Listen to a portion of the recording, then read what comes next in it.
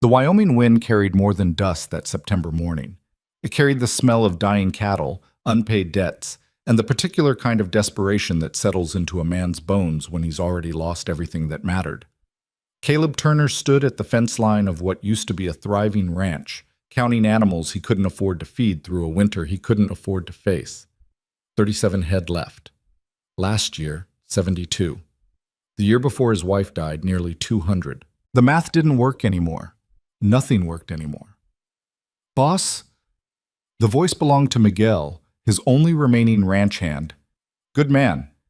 Too loyal for his own good, really. Should have left months ago when Caleb stopped being able to pay wages on time. Water troughs dry again on the north pasture. Windmill bearings shot. Caleb didn't turn around. Just nodded. Added it to the list of things needing repair that he couldn't repair, things needing money he didn't have, problems requiring solutions that didn't exist. How much we got left in the emergency fund? Caleb already knew the answer, had known it for weeks, but saying it out loud made it real in a way that thinking it didn't. Miguel shifted his weight. $17. Maybe 18 if you count what's in the jar in the kitchen. $17 between survival and complete ruin. Between keeping the ranch his grandfather built and watching the bank auction it off piece by piece to men like Harrison Kemp, who'd been circling for months like a vulture that could smell death still 3 weeks out. The wolves got another calf last night, Miguel added. Found what was left of it near Willow Creek. Of course they did. Because why would anything be simple? Why would anything just stop breaking? Caleb finally turned, squinting against the morning sun. Miguel looked tired. They all looked tired. The land looked tired. Even the cattle looked tired, standing in sparse grass that barely qualified as grazing, ribs showing through hides that should have been sleek with summer fat. I'll ride out this afternoon, Caleb said. Check the fencing. Already did. It's fine. They're jumping it or going around, smart enough to find the gaps. Smart enough. Smarter than him, apparently, still trying to hold together something that wanted to fall apart. Bank examiner's coming Thursday, Miguel said quietly. Saw the notice when I picked up feed in town. Thursday. 3 days. 72 hours before some clerk with clean hands and city clothes would walk through his property making notes on a clipboard about assets and deficiencies, about whether Caleb Turner was worth the risk of extending another loan to a man who'd already failed to make good on the last one. Right, Caleb said. Just that. Nothing else to say, really. Miguel waited like he expected more. When it didn't come, he nodded slowly and headed back toward the barn, shoulders bent under the weight of problems that weren't even his to carry. Caleb stood alone at the fence line watching dust devils spin across fields that used to grow decent hay. Sarah would have known what to do. Sarah had been the practical one, the one who could stretch a dollar until it screamed, who knew which creditors to pay first and which ones would wait. She'd kept ledgers that made sense, had a system for everything, could look at a struggling calf, and know exactly what it needed. But Sarah had been dead 18 months, buried under a cottonwood tree on the East Ridge where she used to sit and watch sunsets, and all her practical wisdom had died with her, leaving Caleb with a failing ranch he didn't know how to save, and a grief so heavy some mornings he could barely get out of bed. The wind shifted, bringing the smell of dust and distance. Somewhere out there, people were having normal days, normal problems. Their cattle weren't dying, their banks weren't circling, their wives weren't buried on ridges they couldn't bear to visit. Caleb pushed off the fence and headed toward the house, a sagging structure that needed paint, needed repair, needed about $1,000 of work he'd never have. Inside, dirty dishes sat in a sink he kept meaning to wash. Ledgers sprawled across the kitchen table, Sarah's old ledgers, neat and organized, and his attempts at continuing them, which looked like a child had tried to forge his father's handwriting. He'd managed to make everything worse. Not just maintain the slow decline Sarah would have fought against, but actively accelerate it through sheer incompetence at anything that didn't involve cattle or fencing. The clock on the mantel, Sarah's grandmother's clock, one of the few nice things they'd owned, read 8:47. The supply run to Clearwater Station was supposed to happen today.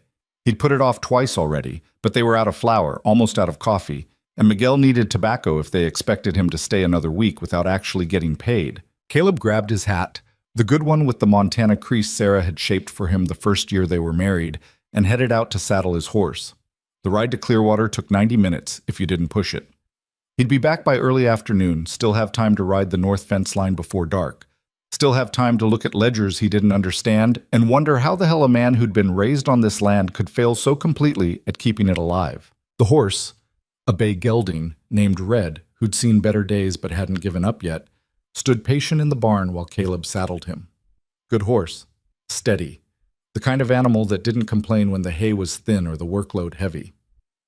"Just you and me still trying," Caleb muttered, cinching the girth. Red's ear flicked back, listening, didn't judge, didn't offer opinions, just stood there, ready to carry whatever burden came next. They rode out under a sky so blue it hurt to look at, across land so dry the grass crunched under Red's hooves. Beautiful country, even dying. Maybe especially dying. There was something honest about it now, stripped of pretense, showing its bones. Clearwater Station appeared on the horizon around 10:30. A handful of buildings clustered around railroad tracks that connected nowhere important to nowhere else. General store, train depot, saloon, boarding house, and the courthouse where they kept records of who owed what to whom and how behind they were on paying it. Caleb tied Red outside Morrison's general store and stepped into the dim interior that smelled like leather and tobacco and the particular mustiness of dry goods that had been sitting too long waiting for customers who didn't come. "Caleb," Morrison nodded from behind the counter, didn't smile. Morrison never smiled, but he also didn't press too hard when payments ran late, which made him decent by local standards. "Need flour, coffee, tobacco, whatever credit will cover." Morrison pulled out his ledger. Everyone had ledgers, apparently. Everyone except Caleb could maintain them properly, and ran his finger down a column of numbers that probably didn't look good. "You're at $47 outstanding," Morrison said. Not accusing, just factual. "I can spot you another 10, but that's the limit. Bank's been asking questions about who I'm extending to." Of course they had. The bank asked questions about everything lately, tightening the noose one inquiry at a time. "10's fine," Caleb said. It wasn't fine.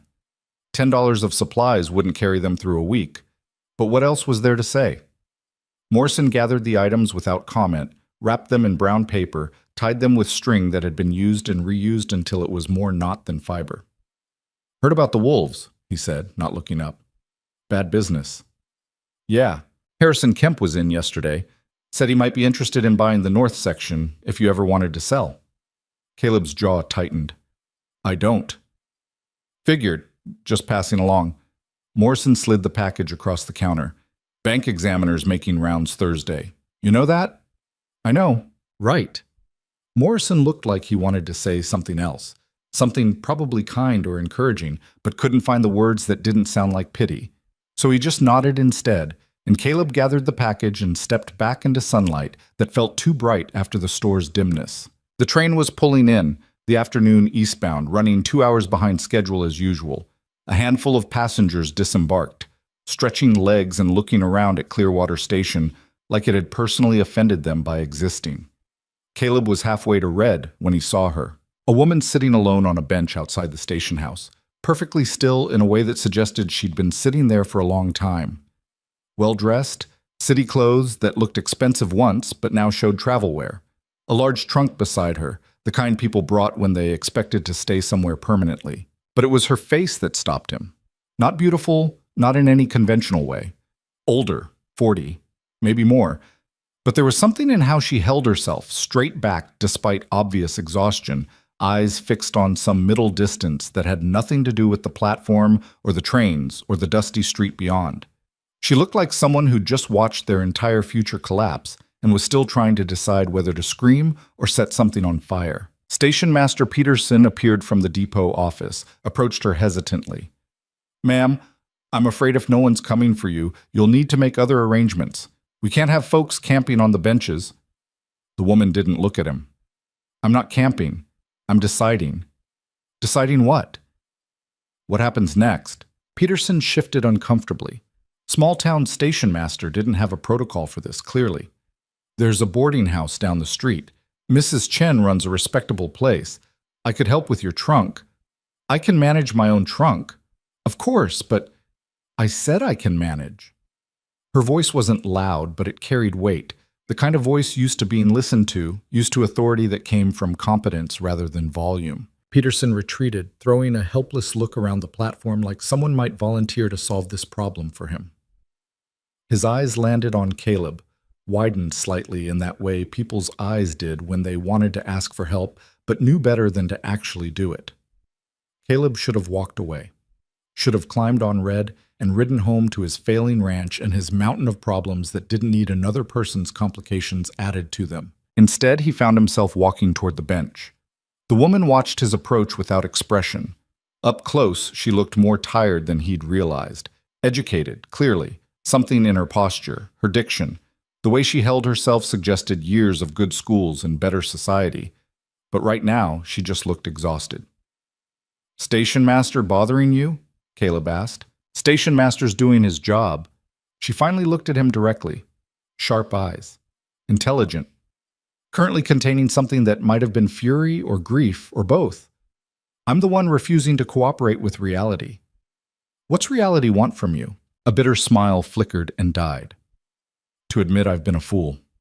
To accept that I traveled 2,000 miles for a wedding that isn't happening. To get back on a train heading east and pretend the last 3 months of correspondence weren't a complete waste of ink." Ah, mail order bride. Except someone had apparently changed their mind, left her stranded here like damaged freight. "Who was supposed to meet you? Does it matter?" She looked away again, back at that middle distance. "Someone who decided I wasn't what they ordered. Too old, apparently. The son took one look at me stepping off the train this morning and rode back to tell his father they'd made a mistake." Caleb felt something cold settle in his chest. Not surprised. He'd seen enough cruelty in his life to know people were capable of worse. But the casual viciousness of it, the public humiliation of leaving a woman stranded at a station after she'd traveled across the country, that's rough. "That's accurate," she corrected. "Rough suggests bad luck. This was deliberate." She finally looked at him again. "You're staring. Is there something you need, or are you just enjoying the local entertainment?" "Neither. Just thinking." "About what?" "Good question." What was he thinking? That she looked like someone who'd been broken by circumstances beyond her control? That he recognized that particular brand of devastation because he wore it himself most days? That two broken things sometimes... "You looking to head back east?" he asked. "I don't know what I'm looking to do." "Haven't gotten that far yet. But you're not waiting for anyone." "No, I'm definitively not waiting for anyone." Her voice carried an edge sharp enough to cut. "Why? Are you about to offer me employment as a housekeeper? Because I should tell you, I'm educated, capable, and absolutely not interested in being rescued by some well-meaning rancher who thinks a woman alone equals an opportunity."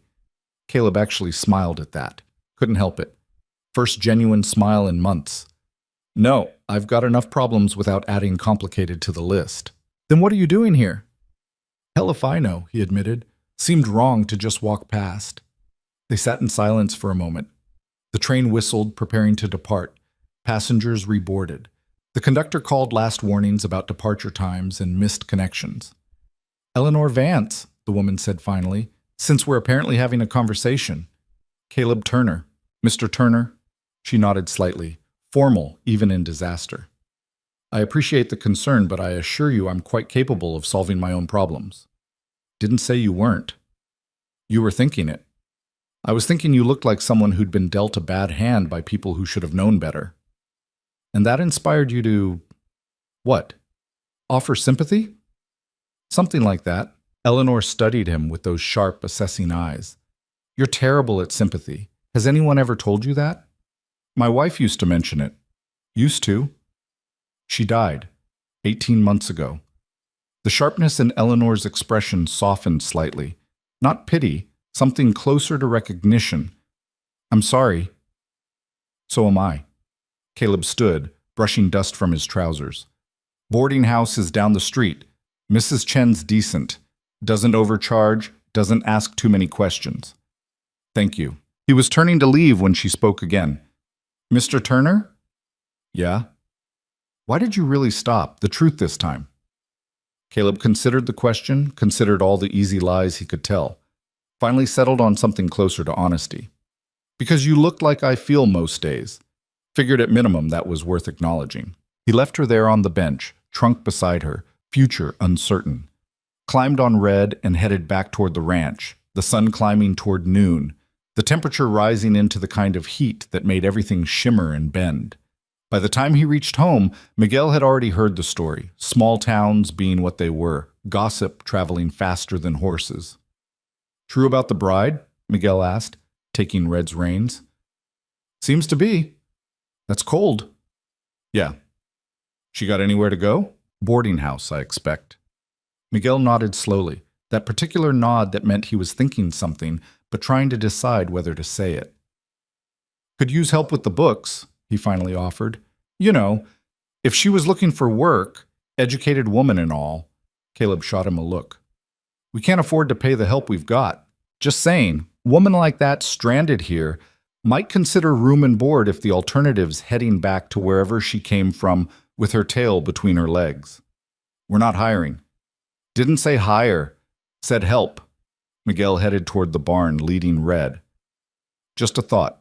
But the thought stuck, irritating as a burr, all through the afternoon, while Caleb rode the north fence line, finding gaps the wolves were using, all through the evening, while he sat at the kitchen table staring at ledgers that still didn't make sense, all through the night while he lay awake listening to wind rattle windows that needed repair. A woman educated enough to manage correspondence across 2,000 miles, organized enough to plan and execute a journey that complicated, proud enough to sit on a station bench refusing help rather than accepting charity she didn't want. The kind of woman who might know how to read ledgers, how to make sense of numbers that looked like gibberish to him, how to tell which debts needed paying first and which creditors would wait. By morning, he'd talked himself out of it 17 times and back into it 16. The bank examiner came Thursday. Today was Tuesday. He had less than 48 hours to make his ranch look like something worth saving, and he didn't have the first damn clue how to do that beyond waving his hands at dying cattle and broken infrastructure. "I'm riding into town," he told Miguel over breakfast that was just coffee, because they'd forgotten to buy bacon. Miguel didn't look up from his cup. "Uh-huh. Need to check on something." "Sure you do." "It's not—" Caleb stopped. What was the point? Miguel knew. Miguel always knew. "Just mind the place while I'm gone." "Always do." The ride to Clearwater took 90 minutes. Caleb spent 89 of them coming up with reasons this was a terrible idea, and the last 60 seconds trying to figure out what the hell he was going to say when he got there. Mrs. Chen's boarding house stood at the end of Main Street, a 2-story structure that had seen better decades but maintained a certain dignity through sheer stubbornness. The kind of place that was clean if not comfortable, respectable if not welcoming. Caleb tied Red to the hitching post and stood there like an idiot trying to think of a single good reason for being here that didn't sound desperate or pathetic or both. The door opened. Eleanor Vance stepped out onto the porch, dressed differently than yesterday. Simpler clothes, more practical. She stopped when she saw him, surprise flickering across her face before settling back into that careful, neutral expression. "Mr. Turner?" "Miss Vance." "It's Mrs., actually, though that's something of a technicality at this point." She descended the stairs slowly, studying him. "Did you need something?" This was the moment. The point where he could invent some excuse about being in town for supplies, about checking on her welfare as a concerned citizen, about anything other than what he'd actually come here to say. Instead, the truth just fell out of his mouth like he'd lost control of it. "I need help with my books, ledgers and accounts, and figuring out which debts to pay before the bank takes everything. And I know that sounds like the worst job offer in Wyoming history, but I also know you're educated and capable and currently stranded in a town that doesn't have much use for educated, capable women. So I'm offering room, board, and whatever wages I can scrape together in exchange for you making sense of numbers that might as well be written in Chinese for all the good they do me." Eleanor stared at him, blinked. "That's your pitch?" "I'm not good at pitches." "Clearly." She descended another step, arms crossed. "Let me see if I understand. You want to hire me, a complete stranger you met yesterday, to manage your finances despite having no knowledge of my qualifications beyond the fact that I can write letters and book train passage?" "You argued with a station master without raising your voice. Takes a particular kind of competence to do that." "That's insane logic." "Probably." Caleb met her eyes. "But I'm 3 days from a bank examiner who's going to take one look at my books and foreclose on a ranch that's been in my family 3 generations. And I'm desperate enough to ask a stranger for help because the alternative is watching everything my grandfather built get auctioned off to men who've been waiting for me to fail. Why me? There must be a bookkeeper in town. There is. He works for the bank. Caleb pulled off his hat, ran a hand through hair that needed cutting. Look, I'm not good at asking for things. Haven't had to do it much. But I'm asking now. Not because I think you need rescuing. You made it pretty clear yesterday you don't. But because maybe we could help each other. You need somewhere to go that isn't back to whatever you left. I need someone who can make sense of ledgers before Thursday. Seems like the kind of problem that might have a practical solution. Eleanor looked at him for a long moment, those intelligent eyes cataloging and assessing. Finally, what happened to your wife? The question hit harder than he expected. Fever. Started out like nothing, turned into pneumonia. By the time we got her to a doctor, there wasn't anything to do but watch her die slowly. I'm sorry. Everyone's sorry. Doesn't change anything. No, Eleanor agreed quietly. It doesn't. So, you interested in looking at some terrible ledgers? She smiled, tired but genuine. Mr. Turner, I've traveled 2,000 miles to marry a man I'd never met based on correspondence that turned out to be largely fabricated. My judgment is clearly questionable. But yes, I'll look at your ledgers. On one condition. What's that? You stop looking at me like I'm made of glass that might shatter any moment. I'm 42 years old, I've buried both parents and a brother, and I just survived public humiliation that would have broken someone with less spine. I don't need gentle handling. I need honest work and a reason to stay in Wyoming that doesn't involve crawling back to Boston admitting everyone who said I was foolish was absolutely correct. Caleb found himself smiling again. Twice in 2 days. Probably a record. Deal. When do you need me to start? Bank examiner comes Thursday. Today's Tuesday. I'm aware. Eleanor laughed, sharp and brittle but real. You really are desperate. Fine. Let me get my trunk. I assume you brought something to transport it? Horse. Of course you did. She headed back into the boarding house, returned minutes later with the same trunk from yesterday, heavier than it looked, packed with whatever future she'd imagined that wasn't happening now. They loaded it onto Red's back with some creative rope work that probably wouldn't survive the full journey, but might hold long enough. Eleanor watched without comment, without trying to help or direct, just observing with that same assessing intelligence that suggested she was cataloging exactly how terrible his knot-tying skills were for future reference. This is quite possibly the worst decision either of us has ever made, Eleanor said as they started walking. Red couldn't carry both of them and the trunk, so it was 90 minutes on foot back to the ranch. Probably, Caleb agreed. Your friends are going to have opinions. Don't have friends, just Miguel, and he already suggested this yesterday. The town will talk. Town already talks. Nothing new there. They walked in silence for a while, the sun climbing, heat building, Red plodding steadily between them, carrying a trunk full of a future that wasn't going to happen toward a ranch that might not exist by Friday. Tell me about the ranch, Eleanor said eventually. Not the finances. We'll get to that horror show soon enough. Tell me what it was like before. So Caleb told her. About his grandfather claiming the land when it was still territory, not state. About building the house log by log. About the first winter that nearly killed them all. About his father expanding the herd, modernizing the operation, turning a hard-scrabble homestead into something approaching prosperous. About Sarah managing the practical side while Caleb worked the cattle, the perfect partnership that made everything function smoothly. About how losing her was like removing a load-bearing wall. The whole structure started crumbling, and he couldn't figure out how to stop it. Eleanor listened without interrupting, asking occasional questions that were smart and specific, clearly forming her own assessment of what he was dealing with. So the problem isn't just money, she said finally.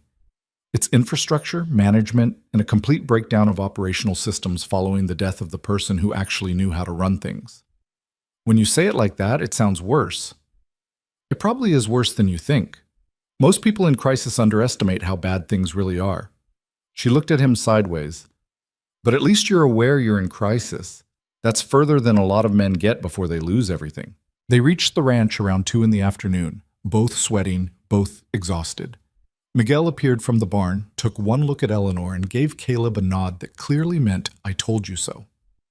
"Miguel, this is Mrs. Vance. She's going to help with the books." Ma'am? Miguel tipped his hat. Mr. Just Miguel? Miguel.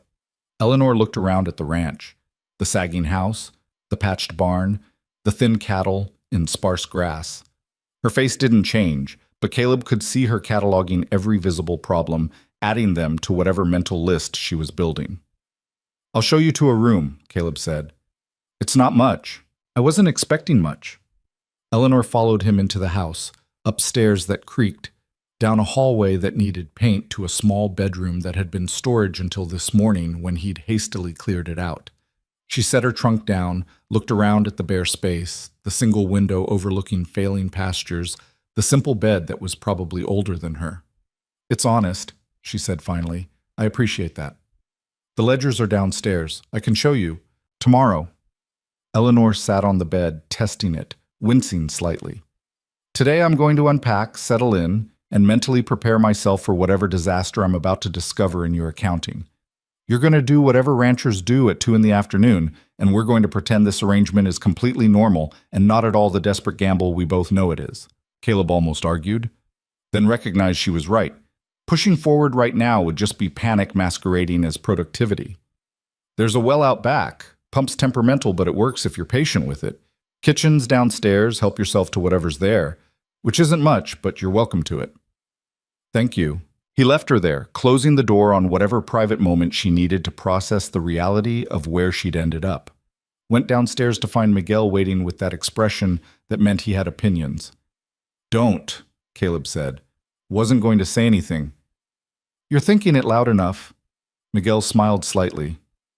She seems competent. That's what I'm counting on. Also seems like she's got no patience for nonsense. Also what I'm counting on. Bank examiner still comes Thursday. I know. 2 days to fix 18 months of disaster. I know that too. Caleb grabbed his hat. I'm riding the fence line. If the house catches fire or the cattle stampede, come get me. Otherwise, I'll be back by dark. He escaped before Miguel could point out any other obvious problems. Saddled red again. Poor horse was getting a workout today, and headed out toward the north pasture where wolves kept finding ways in. But he couldn't focus on fencing, couldn't stop thinking about Eleanor Vance upstairs unpacking a trunk full of wedding dreams that would never happen, settling into a room in a failing ranch owned by a man she'd met yesterday, preparing to dig through financial records that would probably confirm just how desperate his situation really was. This was insane. Hiring a complete stranger 3 days before the bank showed up to examine whether he was worth saving.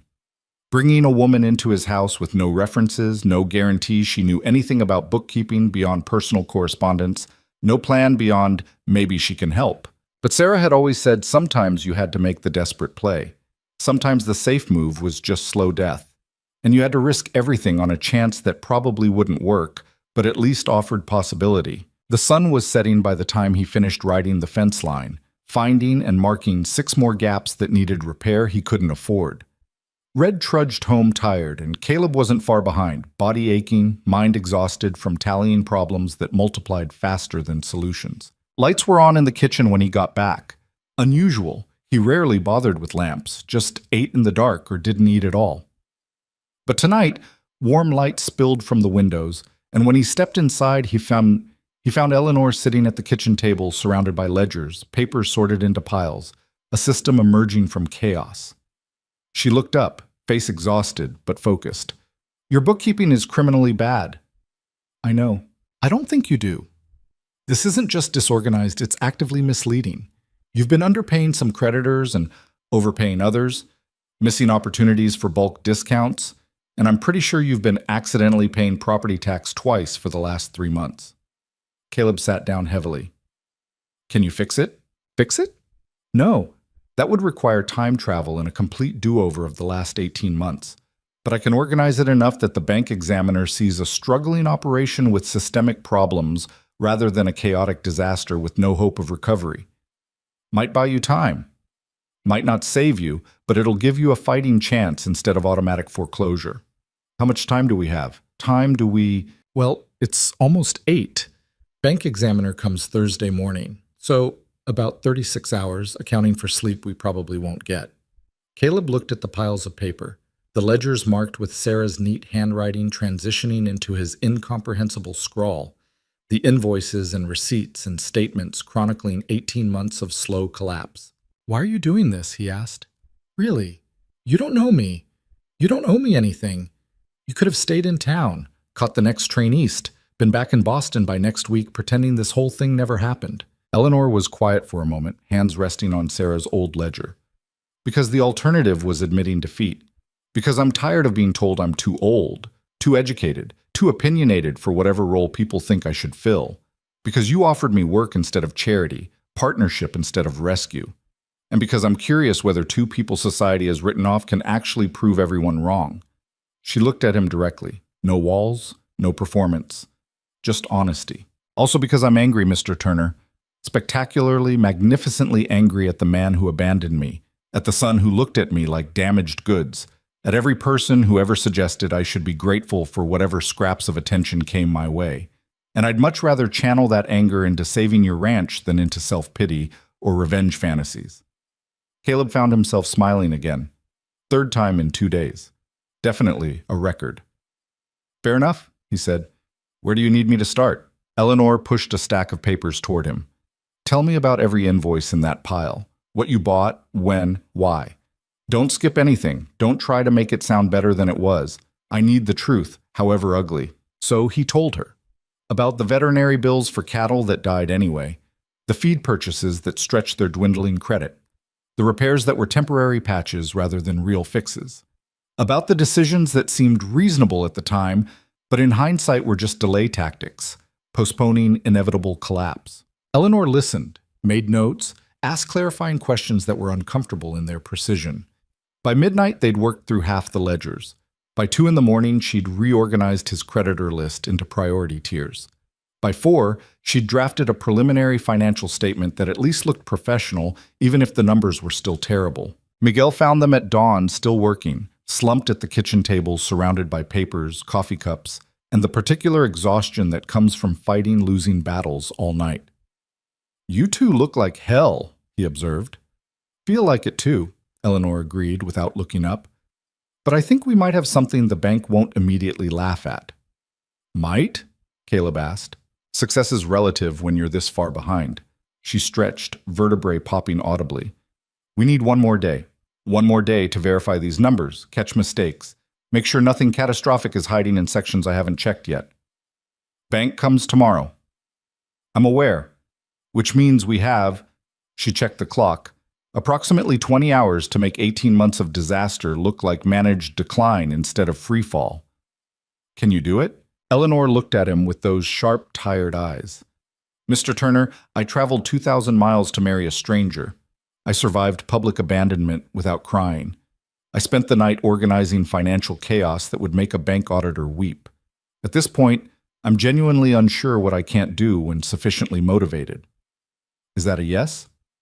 "That's a we'll find out tomorrow." She stood gathering papers.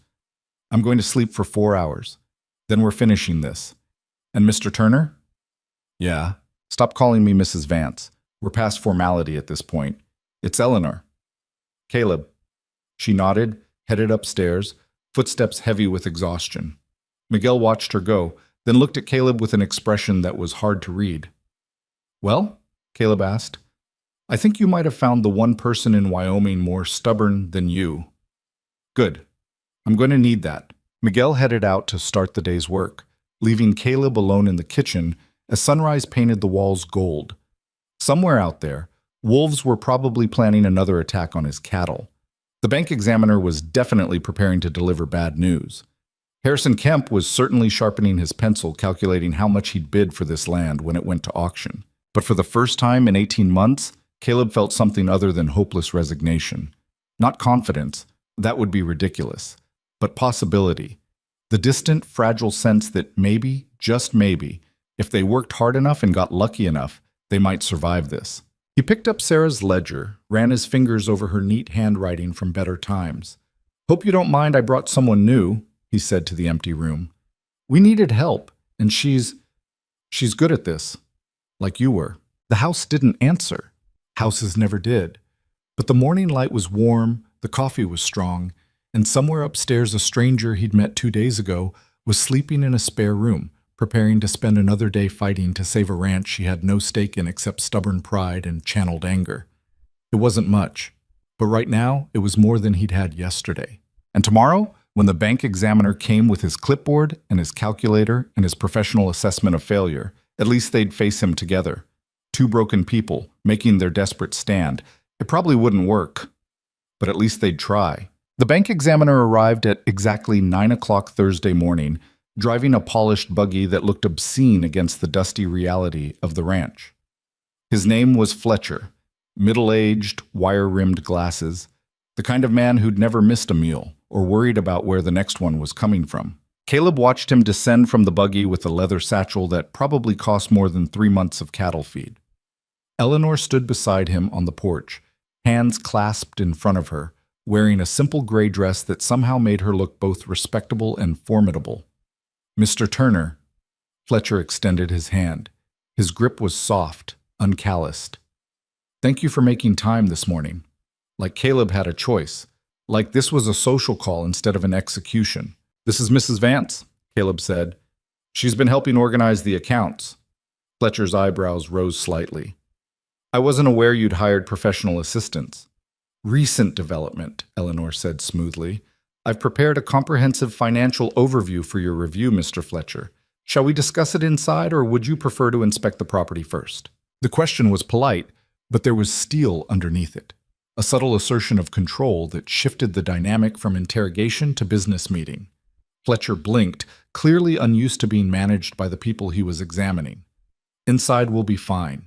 They settled at the kitchen table, the same table where Caleb and Eleanor had spent 2 sleepless nights wrestling chaos into something resembling order. Eleanor produced a leather portfolio Caleb hadn't seen before, withdrew documents arranged with tabs and color-coded sections that looked professional in a way his accounting had never approached. Fletcher opened the portfolio, and Caleb watched his expression shift from dismissive to surprised to genuinely focused. He flipped pages slowly, reading detailed breakdowns of creditors, asset valuations, operational costs, and projected income based on current herd size and market conditions. "This is quite thorough," Fletcher said finally. "Thank you." Eleanor's voice remained neutral. "As you can see, the ranch has experienced significant operational challenges following the death of Mr. Turner's wife 18 months ago. Mrs. Turner managed the financial operations, and her absence created systemic problems that compounded over time." She was framing it, not making excuses, but providing context that transformed his failures from incompetence into understandable crisis. Caleb felt something tight in his chest loosen slightly. Fletcher continued reading, occasionally making notes in a small ledger he'd brought. The silence stretched, broken only by the scratch of his pen and the ticking of Sarah's grandmother's clock on the mantel. "Your debt-to-asset ratio is concerning," Fletcher said. "It is," Eleanor agreed. "However, the assets themselves remain sound. The land holds value independent of current operational challenges. The herd, while reduced, consists of quality breeding stock. With proper management and a restructured payment schedule, the operation can return to profitability within 18 to 24 months. That's optimistic. That's accurate, provided the bank is willing to work with us rather than foreclose prematurely." Fletcher looked up sharply at the word, us. His gaze moved between Eleanor and Caleb, clearly trying to parse the relationship. "Hired bookkeeper? Something else?" "Mrs. Vance, forgive my confusion, but what exactly is your role here?" "I manage the financial operations," Eleanor said without hesitation. "Mr. Turner handles the ranch work, livestock management, and infrastructure. It's a division of labor that allows each of us to focus on our respective competencies." It wasn't a lie, exactly. Just a very generous interpretation of a partnership that was barely 3 days old. Fletcher returned to the documents, flipping to a section detailing proposed payment schedules. "You're asking for a 6-month deferment on principal payments. We're requesting realistic terms that acknowledge current market conditions and operational capacity," Eleanor corrected. "Forcing immediate full payment simply guarantees default and foreclosure, which benefits no one.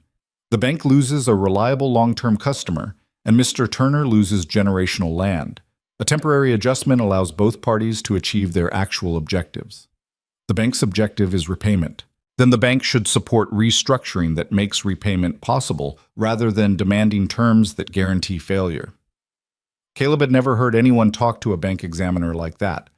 Calm, logical, but absolutely refusing to accept the premise that the bank's timeline was inevitable or reasonable.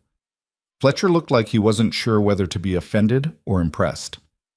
"I'll need to inspect the property," Fletcher said, closing the portfolio. "See the actual assets we're discussing." "Of course." Caleb stood. "I'll show you around." They spent the next 2 hours walking fence lines, examining cattle, inspecting buildings. Fletcher made notes constantly, asking questions about maintenance schedules, breeding programs, water rights, and a dozen other details Caleb answered as honestly as he could. The ranch looked rough. There was no hiding that. Fences needed repair, buildings needed paint, the herd was thin. But it was still functional, still viable if you looked past immediate problems to underlying potential. Eleanor didn't accompany them on the tour. Her role was financial, and she played it perfectly, staying back at the house, organizing additional documents in case Fletcher requested them. But Caleb could feel her presence anyway, like she'd somehow shifted the gravity of the entire situation just by refusing to accept defeat as inevitable. They returned to the house around noon. Miguel had prepared coffee, terrible coffee, but hot and strong, and Eleanor had laid out additional financial projections on the table. "Your assessment, Mr. Fletcher?" Eleanor asked. Fletcher sat, accepted coffee he didn't drink, and spent a long moment reviewing his notes. Finally, "The operation is struggling, but not beyond recovery. The financial records, while showing significant debt, also demonstrate systematic organization and realistic planning.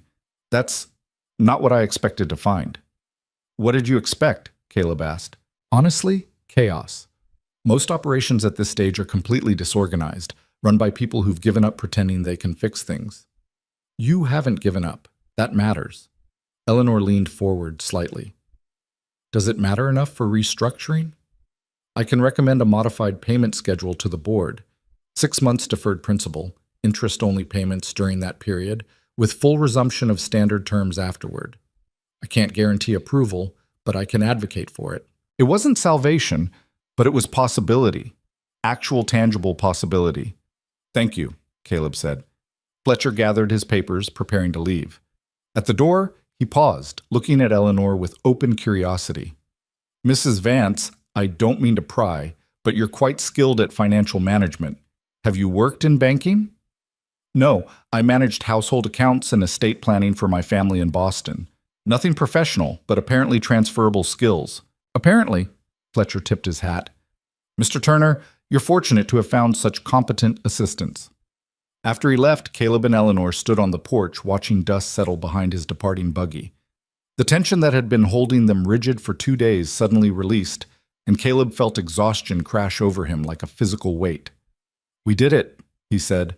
"We survived it," Eleanor corrected.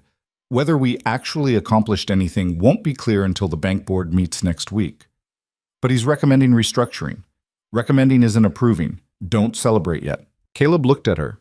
This woman who'd appeared 3 days ago with nothing but a trunk and wounded pride, who'd spent 2 sleepless nights organizing his disaster into something presentable, who'd faced down a bank examiner with more competence than he'd managed in 18 months. "Why are you really here?" he asked. "And don't give me the answer about channeling anger. There's something else." Eleanor was quiet for a long moment, staring out at land she had no claim to, no history with, no reason to care about. "Because I'm tired of being invisible," she said finally. "In Boston, I was the unmarried sister who managed the household after our parents died. When my brother married, I became the maiden aunt who was tolerated but not essential. Every year older meant becoming more irrelevant, more easily dismissed. The mail order arrangement seemed like a chance to be necessary again, to be valued for what I could contribute rather than pitied for what I lacked." She turned to look at him. "You didn't offer me pity, Caleb. You offered me work, a role, something that mattered. That's rarer than you might think."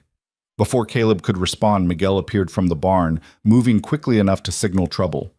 "Boss, we got a problem. Found 2 more calves dead near Willow Creek. Wolves got them overnight." The brief moment of relief evaporated. Of course, because nothing could ever just be solved without 3 new problems appearing. "Show me," Caleb said. The scene at Willow Creek was brutal. 2 calves, maybe 3 months old, torn apart and partially eaten. The wolves had been efficient, taking what they wanted and leaving the rest for scavengers. "That's 7 this month," Miguel said. "At this rate, we'll lose the whole spring crop before summer." Caleb crouched by the nearest carcass, studying tracks in the soft earth near the creek. Large paws, multiple animals, a pack, not a lone hunter. "How many you think?" 4, maybe 5. They're smart too, hitting different sections, testing fences, finding weak spots. "We can't afford to lose more cattle. Can't afford the ammunition to hunt them properly either." It was true. Every bullet cost money they didn't have, but doing nothing meant watching their herd get picked apart, and they couldn't afford that either. Classic impossible choice. Eleanor had followed them out, picking her way carefully through rough terrain in city boots that weren't made for this kind of walking. She studied the kill site without flinching, cataloging details with that same analytical focus she'd applied to ledgers. "How much would proper fencing cost?" she asked. "Strong enough to actually keep them out?" "More than we have," Caleb said. "Give me a number." "Maybe $200 for materials, plus labor to install it properly." Eleanor was quiet, thinking. "And if we don't fix this? We lose another 10, 15 calves before fall. At current market rates, that's about $400 in lost value. So spending $200 now saves $400 later. Except we don't have $200 now. But the bank might approve restructuring next week, which means we could potentially access emergency operational credit." She looked at Miguel. "How quickly could you install proper fencing if we had materials? Me and Caleb working together? Maybe a week for the most vulnerable sections." "Then that's what we do. We wait for bank approval, request emergency credit specifically for predator mitigation, and fix the fence properly instead of patching it indefinitely." Caleb wanted to argue that it was too risky, that counting on bank approval was foolish, that they should conserve what little they had rather than gambling on credit that might not materialize. But the logic was sound: spending money to save money, investment instead of triage. "All right," he said, "we wait for the bank, but if they approve, we move fast." They rode back to the ranch in silence, each processing their own version of the day's events. The bank examiner had gone better than expected. The wolf problem was worse than feared. Everything balanced on a knife edge between recovery and collapse. That night, Eleanor cooked dinner. Actual dinner, not just coffee and whatever didn't require preparation. She'd apparently been to Morrison's store in town, used her own money to buy supplies they desperately needed. "You didn't have to do that," Caleb said. "I'm eating here, aren't I? Seems fair to contribute." She set plates on the table. Nothing fancy, just beans and cornbread and salt pork, but it felt like abundance after weeks of barely eating. They ate in companionable silence until Miguel, who joined them at Eleanor's insistence, finally asked the question that had been hanging unspoken all day. "What happens if the bank says no?" Eleanor and Caleb exchanged glances. Neither wanted to voice it, but the answer sat heavy between them. "Then we figure out Plan B," Eleanor said. "What's Plan B?" "I don't know yet. That's why it's not Plan A." Miguel smiled at that, some of the tension breaking. "You're all right, Mrs. Vance." "Eleanor, and you're not so terrible yourself." After Miguel left for his small cabin near the barn, Caleb and Eleanor cleaned dishes in silence. The clock ticked toward evening, shadows lengthening across the kitchen floor. "I should tell you something," Caleb said, drying the last plate. "People are going to talk. Already are, probably. About you being here. Let them talk. It might get uncomfortable. I survived being publicly abandoned at a train station, Caleb. I think I can handle some gossip." She hung the dish towel neatly, turned to face him. "Unless you're worried about your reputation." "My reputation's already shot. Failed rancher, can't manage his own accounts, needs a woman to save him from the bank." "Is that what bothers you? That I'm a woman?" "No. What bothers me is that it's true. I did need saving. Still do, probably." Eleanor studied him with those sharp eyes. "You know what I've learned? Needing help isn't weakness. Refusing it is. You could have let pride destroy you. Instead, you asked a stranger for assistance. That took more courage than pretending you could fix everything alone. Doesn't feel courageous. Feels desperate. Sometimes they're the same thing." She was right, of course. But admitting it felt like acknowledging defeat in some fundamental way he wasn't ready to accept. "Get some sleep," Eleanor said. Tomorrow, we start planning what happens after the bank decision, whichever way it goes. But sleep didn't come easy. Caleb lay awake listening to the house settle, thinking about wolves and banks, and the strange woman sleeping down the hall who'd somehow become essential to his survival in less than a week. The next morning brought visitors. Caleb was repairing a fence post when he saw the buggy approaching, expensive, well-maintained, pulled by horses that had never missed a meal. Harrison Kemp's buggy. Kemp descended like a man visiting property he already owned, surveying the ranch with poorly concealed satisfaction. He was mid-50s, prosperous gut, eyes that calculated value and found most things lacking. Turner. No mister, no courtesy. Just surname and assumption of superiority. Kemp. Heard you had a bank examiner out yesterday. Must have been quite a conversation. News traveled fast in small towns. Probably had every detail by noon. Went fine. Did it? Kemp smiled without warmth. That's not what I heard. Heard you're drowning in debt, cattle dying, operation falling apart. Heard the bank's about ready to call the whole note. You heard wrong. We'll see. Kemp turned his attention to the house, where Eleanor had appeared on the porch. Also heard you've taken in a woman, the one who got abandoned at the station. That true? Mrs. Vance is helping with the accounts. Mrs. Vance. Kemp's smile widened. Is that what we're calling it? Helping with accounts? Caleb felt anger flare hot and immediate. Careful. I'm just saying, people talk. Woman shows up out of nowhere, moves into a widower's house 3 days later. Suddenly she's helping with accounts. Looks questionable, Turner. The only thing questionable here is you showing up uninvited to spread gossip. Eleanor had descended from the porch, moving toward them with deliberate calm. Mr. Kemp, I presume. I've heard about you from the merchants in town. Nothing good, I hope. Kemp tried charm, but it sat wrong on him like an ill-fitting coat. Quite informative, actually. Apparently you've been hoping to acquire this property for some time. Made several offers over the years, all declined. Must be frustrating, watching Mr. Turner continue to refuse your generosity. The charm evaporated. This ranch is failing. Everyone knows it. Better to sell now while there's still value than watch the bank take it for nothing. Better for whom? Eleanor asked.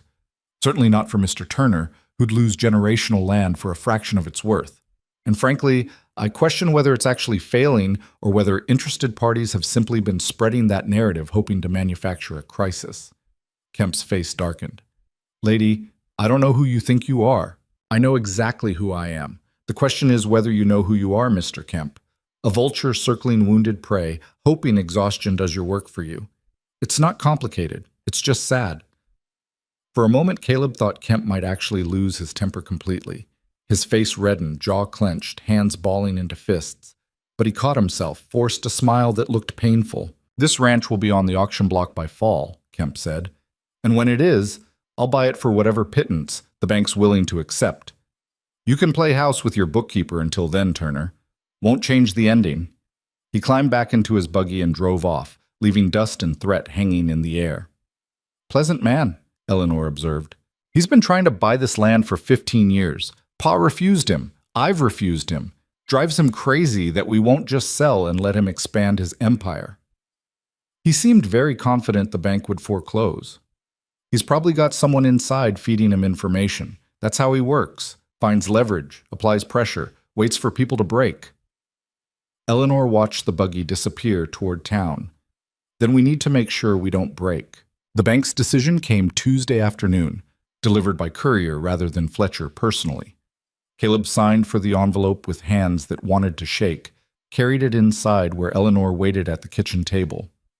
Open it, she said. He did, unfolding official letterhead, reading words that blurred together until he forced himself to focus. They approved restructuring, he said, not quite believing it.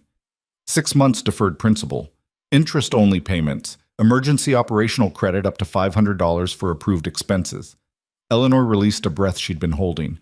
$500 is enough for fencing and some infrastructure repair. It's enough to survive. It's enough to start fighting back. They sat in silence, letting the reality settle. Not victory. They were still drowning in debt, still struggling with wolves and drought and a dozen other problems. But they had breathing room, time, possibility. We should celebrate, Caleb said. How? Good question. He couldn't remember the last time he'd celebrated anything. I have no idea. Eleanor smiled. Genuine, tired, but real. Then we'll figure that out too. Same way we figure out everything else, by making it up as we go and hoping it works. That evening, Miguel returned from town with news that wiped away any lingering celebration. Bank approved your restructuring, he said. Everyone's talking about it. Also talking about Eleanor. Let them talk, Eleanor said. It's not just talk. Mrs. Chen at the boarding house heard from Morrison, who heard from someone at the saloon that Kemp's spreading stories, saying you're not really helping with books, saying the arrangement's improper, getting people riled up about morality and proper behavior. Caleb felt cold settle into his gut. He's trying to force her out. Or force you into doing something about it, Miguel said. Making the situation public enough that you have to respond or look like you're confirming what he's implying. Eleanor's face had gone carefully neutral. What exactly is he implying? That you're living here inappropriately, that the whole bookkeeper story is a cover for something else. Something else, Eleanor repeated flatly. He means he's calling me a mistress, calling this arrangement immoral. Miguel nodded, uncomfortable but honest. The silence stretched, broken only by the clock's ticking. Caleb's mind raced through options, all of them bad. He could confront Kemp directly, but that would just create more scandal. He could ignore it, but the damage to Eleanor's already fragile reputation would be permanent. He could ask her to leave, but that felt like capitulation to exactly the kind of judgment she'd come here to escape. There is one solution, Eleanor said quietly. What? We make it legitimate. Legally, publicly legitimate. Caleb stared at her. You're not suggesting marriage. She said it calmly, like proposing a business merger rather than a life-changing commitment. Not for romance, not even for companionship necessarily, but for practicality. It stops the gossip, legitimizes my presence here, and honestly, it might help with the bank. Married couple running a ranch together looks more stable than bachelor rancher and hired bookkeeper. That's insane. Is it? More insane than me moving here in the first place? More insane than us managing to convince a bank examiner we're worth saving? We're already living the scandal, Caleb. We might as well make it legal and remove the ammunition. Miguel stood quietly by the door, clearly trying to determine if he should leave or stay. Caleb waved him out, and he fled gratefully, leaving them alone with the preposterous suggestion hanging between them. You can't be serious, Caleb said. I'm completely serious.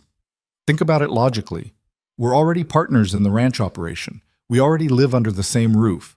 Marriage would simply formalize an existing arrangement and stop people like Kemp from using propriety as a weapon.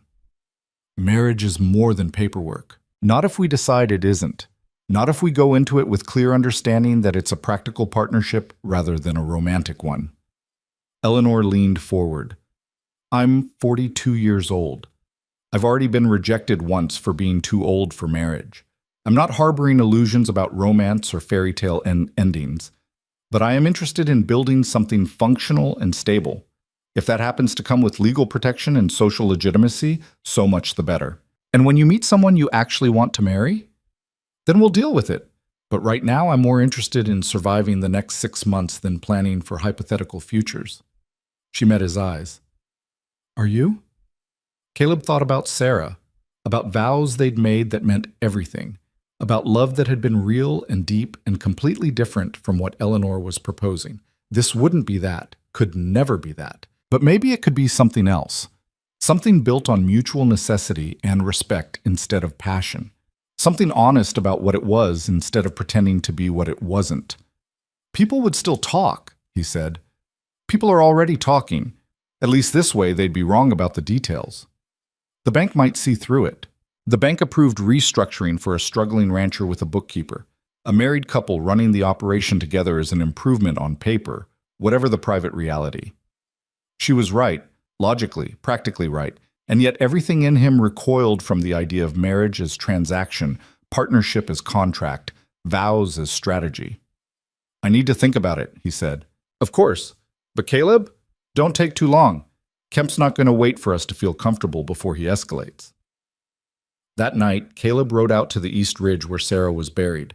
He hadn't visited since the funeral, couldn't bear to, but tonight he needed to talk to her even if she couldn't answer.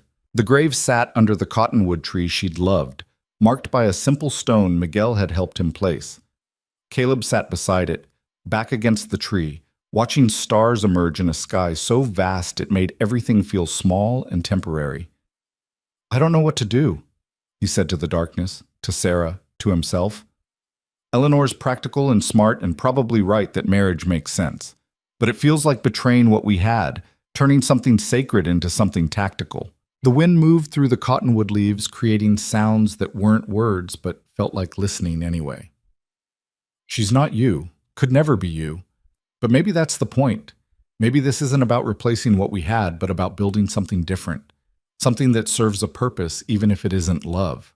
He sat there for a long time, until cold drove him back to the ranch, back to a house where Eleanor sat at the kitchen table working on plans for fence repair, practical and focused, and completely unbothered by the fact that she'd just proposed marriage to a man she barely knew.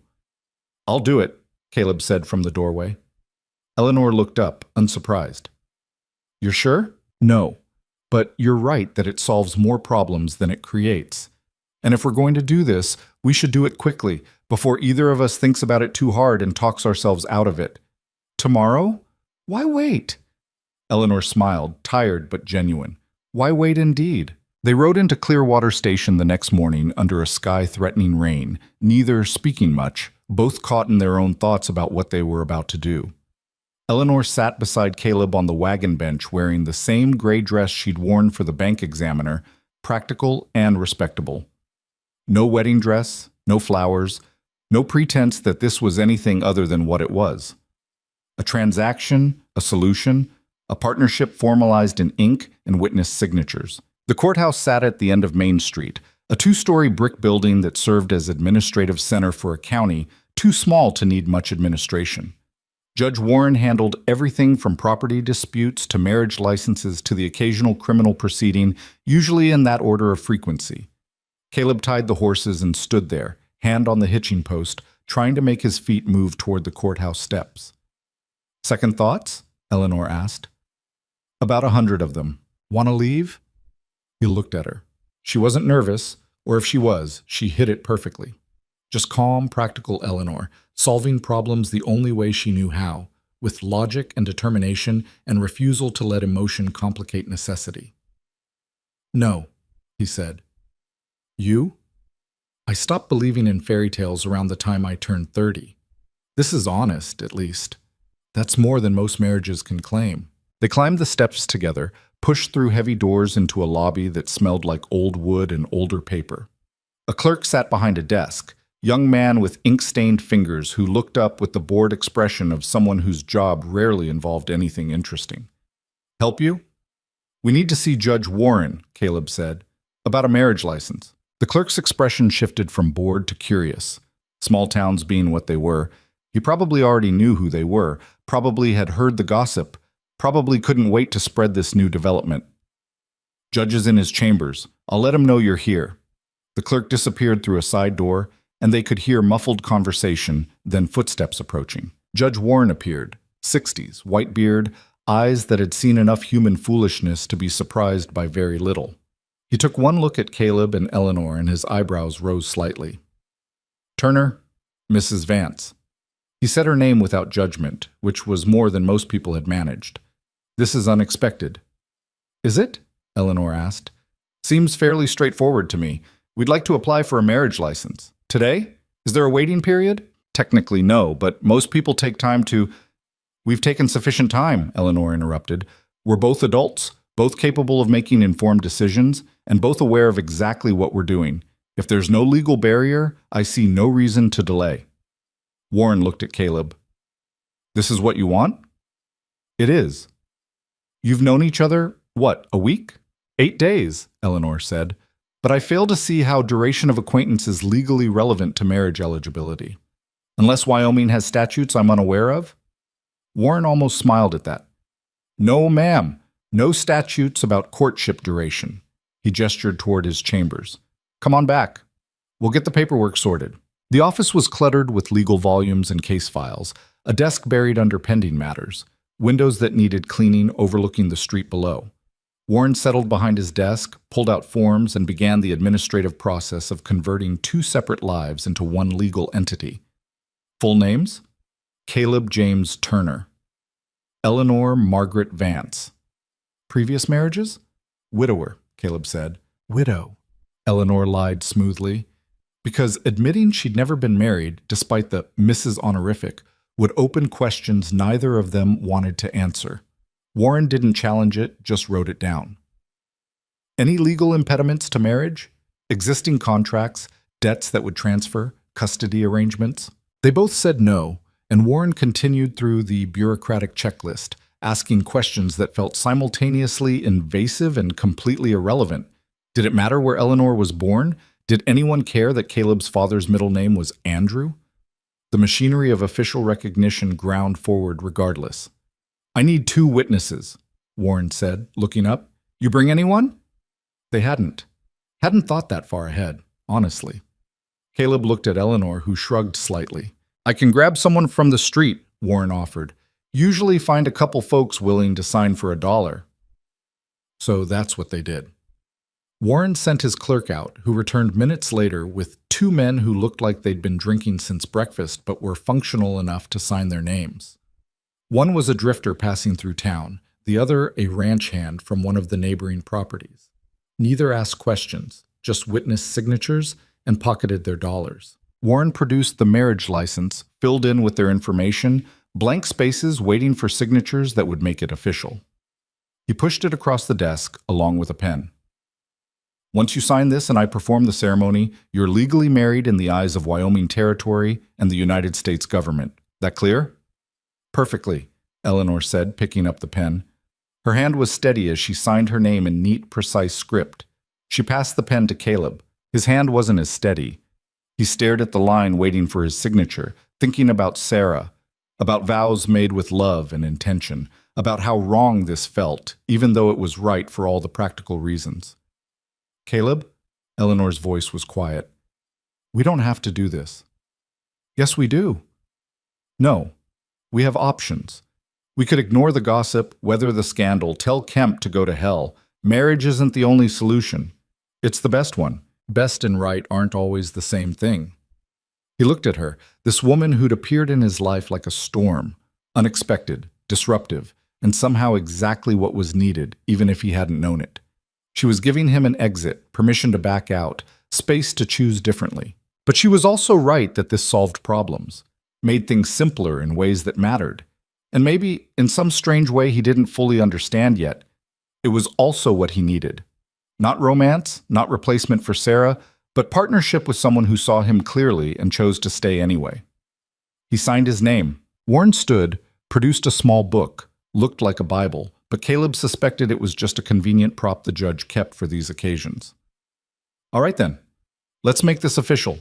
Join hands. They did, awkwardly, Eleanor's hand cool and dry in his. The 2 witnesses slouched against the wall, bored now that they'd been paid. Warren opened his book and began reading words that were probably standard but barely registered through the unreality of the moment. Do you, Caleb James Turner, take this woman as your lawfully wedded wife to have and to hold from this day forward, for better or worse, in sickness and health, until death do you part? I do. Do you, Eleanor Margaret Vance, take this man as your lawfully wedded husband to have and to hold from this day forward, for better or worse, in sickness and health, until death do you part? I do. By the power vested in me by Wyoming Territory, I now pronounce you husband and wife. You may kiss if you're so inclined, though I won't insist on it. They didn't kiss, just stood there holding hands in a judge's cluttered office while 2 drunk witnesses shifted uncomfortably and rain started pattering against the windows. That's it? Eleanor asked. That's it. You're married. Congratulations. Warren handed Caleb the signed license. File this with the county clerk when you get a chance. Copy costs 50 cents if you need one for your records. They walked out of the courthouse into light rain, legally joined, fundamentally unchanged. The horses waited patiently at the hitching post. Main Street looked exactly the same as it had an hour ago. Nothing felt different except everything was. Well, Eleanor said, that was dramatically underwhelming. Caleb almost laughed. Would have, if the whole situation wasn't so strange. What were you expecting? I don't know. Something more than a drunk drifter watching me pledge my life to a man I met 8 days ago in a room that smelled like mildew. We could do it again somewhere nicer. No, this feels appropriately honest. No pretense, no performance, just two people making a practical decision and following through. She climbed onto the wagon. Should we tell people? News will spread fast enough without us helping. True. Small towns being what they are, everyone will know by sunset. Eleanor settled on the bench, arranging her skirt. We should probably discuss expectations. For what? For the marriage, division of responsibilities, living arrangements, boundaries, all the things normal couples discuss before getting married that we're addressing afterward. Caleb climbed up beside her, took the reins. Seems backwards. Everything about this is backwards. Might as well embrace it. She waited until they were clear of town before continuing. I'll keep managing the books and household. You handle the ranch operations and livestock. We continue as we have been, just with legal recognition. That's it? What else is there? We're not pretending this is a love match. We're not sharing... She hesitated, choosing words carefully. We're not sharing everything that married couples typically share. This is a business partnership with legal benefits. Let's not complicate it by pretending otherwise. It made sense. Perfect, logical sense. And yet something about the clinical efficiency of it felt wrong in ways Caleb couldn't articulate. They rode in silence for a while, rain increasing from sprinkle to steady downpour, both getting soaked because neither had thought to bring rain gear. The horses plodded forward, unbothered, while Caleb and Eleanor sat side by side, married, separate, together, alone. My room stays my room, Eleanor said finally, and yours stays yours. Agreed? Agreed. And if either of us becomes uncomfortable with the arrangement, we discuss it honestly rather than letting resentment build. Fine. I'm serious, Caleb. This only works if we're honest with each other, about everything. He looked at her, water dripping from her hair, dress soaked, sitting ramrod straight despite discomfort. You always this practical about everything? I found that emotions rarely solve problems. They just make the solutions harder to see. Sarah used to say something similar, that I felt too much and thought too little. Was she right? Probably. Caleb guided the horses around a muddy patch in the road. You really think this is going to work? The marriage, I mean? I think it has as much chance as any marriage. Better than some, considering we have no illusions about what it is. By the time they reached the ranch, they were thoroughly drenched, and the rain had turned the yard into a mud pit. Miguel emerged from the barn, took one look at them, and his face went carefully neutral. You did it, he said. Statement, not question.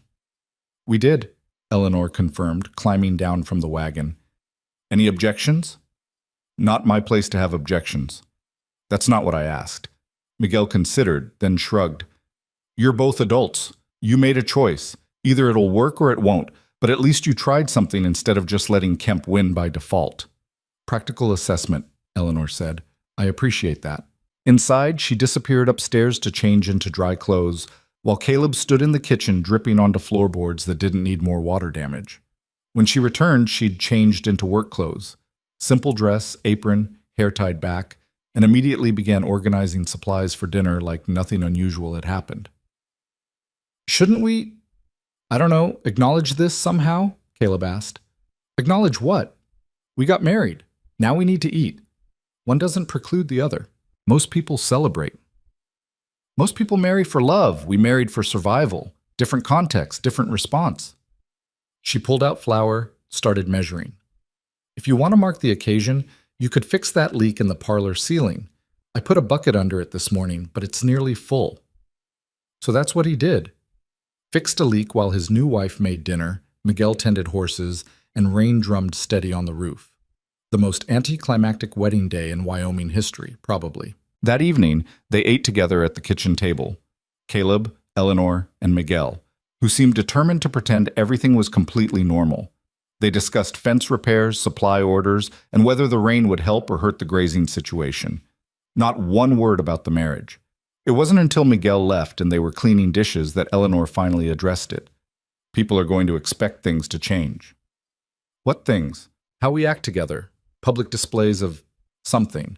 Affection. probably, or at least partnership.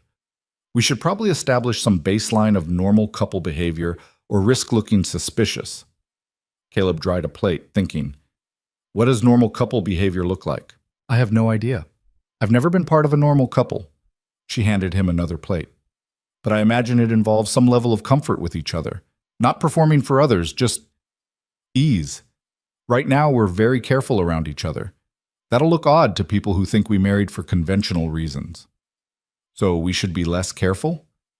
We should be more natural, whatever that means for us. It was strange advice from a woman who approached everything with calculated precision. But she wasn't wrong. They did move around each other like strangers, being excessively polite, maintaining distance that would look odd in a married couple. I'll try, Caleb said. So will I. That night, lying in bed in his room, still his room, as agreed, Caleb stared at the ceiling thinking about the woman sleeping down the hall. His wife. Legal, official, completely unromantic wife who'd married him for practicality and scandal prevention. Sarah would have hated this, or maybe she would have understood. Hard to say. She'd been practical about some things, sentimental about others. Would she have wanted him to stay alone forever, drowning in grief and debt? Or would she have approved of him finding partnership even if it wasn't love? Questions with no answers. Just rain on the roof and an empty room and a marriage that felt less like beginning and more like temporary ceasefire in a war he didn't know how to win. Morning brought Morrison from the general store, riding out specifically to congratulate them. Word had spread overnight, exactly as Eleanor predicted. Heard you two got married, Morrison said, accepting coffee Eleanor offered. Quick courtship. Sometimes you know what you want, Eleanor said smoothly. No point delaying once the decision's made.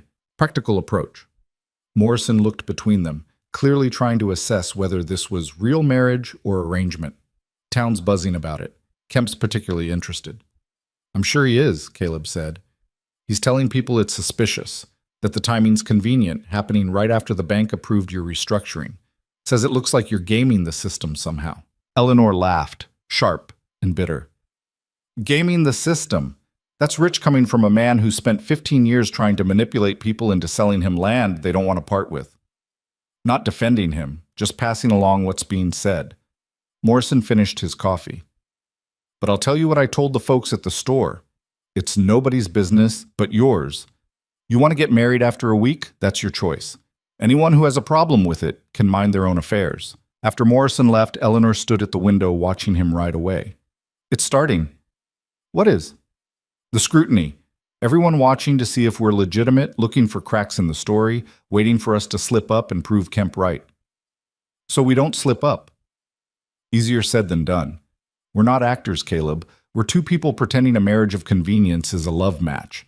That's hard to maintain under constant observation. She was right, but admitting it felt like accepting defeat before they'd even started. We'll figure it out. Will we? Eleanor turned from the window. Because I'm starting to wonder if we've made things worse instead of better. At least before, people just thought I was your bookkeeper. Now they think we're liars or frauds or both. Let them think whatever they want. That attitude works fine until it affects the bank's perception, or until Kemp uses it as ammunition to challenge the restructuring. She sat down heavily. I'm sorry. I suggested this. I convinced you it was the right solution, and now I'm worried I've dragged us both into something that's going to explode spectacularly. It was the first time he'd seen her doubt herself. Not just question tactics, but genuinely worry she'd miscalculated. It made her seem more human, less like the competent force of nature who'd blown into his life solving problems. We made this choice together, Caleb said. If it explodes, we'll deal with it together. That's what partners do. Is that what we are? Partners? What else would you call it? Eleanor was quiet for a moment. I don't know. I just know this feels more complicated than I expected. The complications multiplied over the following days. Neighbors stopped by with wedding gifts they couldn't afford to refuse, preserves, fabric, a set of dishes that had probably been gathering dust in someone's attic. Each gift came with questions dressed as pleasantries, curiosity masked as courtesy. How did you meet? How did you know?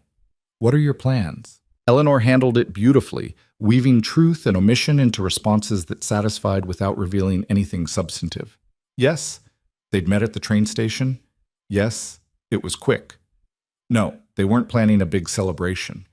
Yes, they were very happy. The lies got easier each time, which worried Caleb more than the lying itself. A week after the wedding, they took the emergency credit from the bank and ordered fencing materials.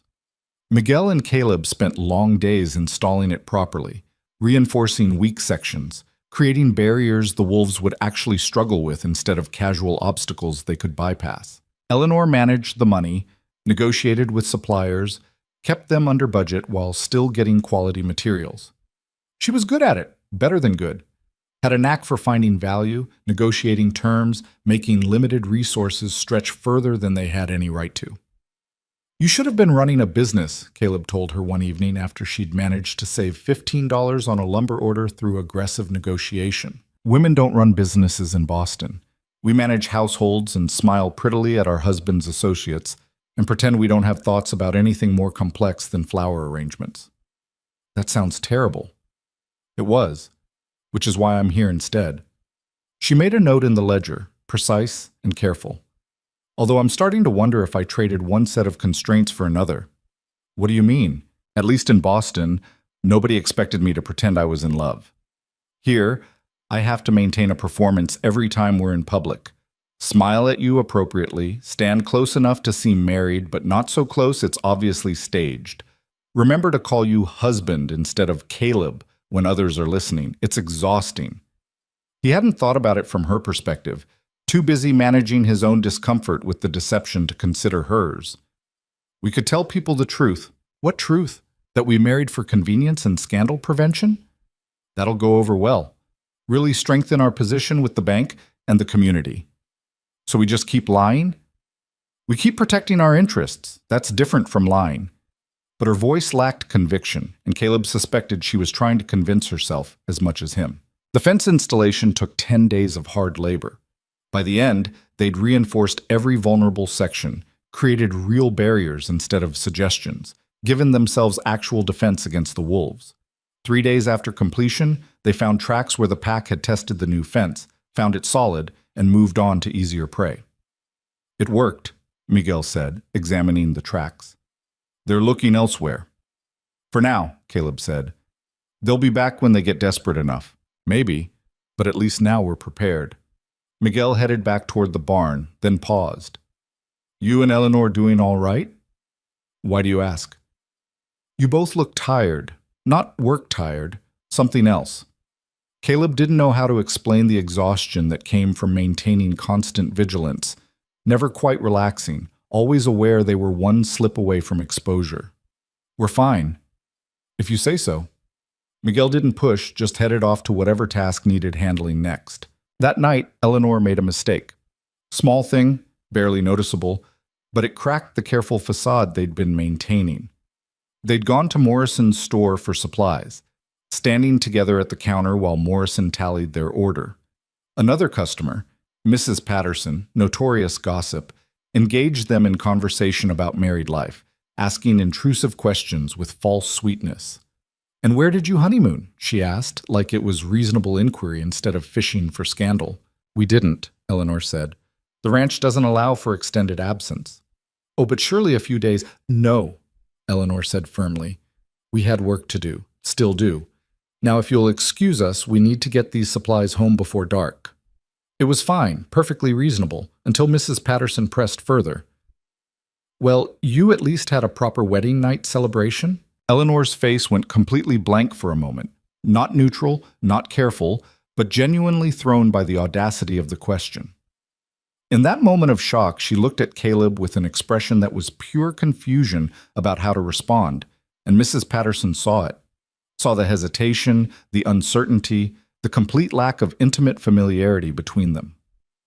Interesting, Mrs. Patterson said slowly, smile sharpening. Very interesting indeed. They left quickly after that, loading supplies in tense silence. Not until they were well out of town did Eleanor speak. I made a mistake. You got asked an inappropriate question. And instead of deflecting smoothly, I froze like a child caught lying. She saw it, Caleb. Saw exactly what we are. Two people playing at marriage without the first idea how married people actually behave with each other. So she gossips. She was going to anyway. This is different. This is evidence instead of speculation. Eleanor's hands twisted in her lap. I've made everything worse. Again. Stop. We knew this would be hard. We're learning as we go. At what point do we admit we're not learning fast enough? Caleb didn't have an answer to that. The gossip reached them 3 days later through Miguel, who'd heard it in town. Mrs. Patterson was telling anyone who'd listen that the Turner marriage was obviously a sham, that they didn't act like newlyweds, that the whole thing was probably about the bank restructuring and nothing else. She wasn't wrong, which made it harder to refute. Kemp's using it, Miguel reported, saying it proves you're trying to defraud the bank, that Eleanor's presence is suspicious from the start, that the whole operation should be investigated more thoroughly. Caleb felt something cold settle in his chest. Can he actually challenge the restructuring? Don't know, but he's friendly with people on the bank board.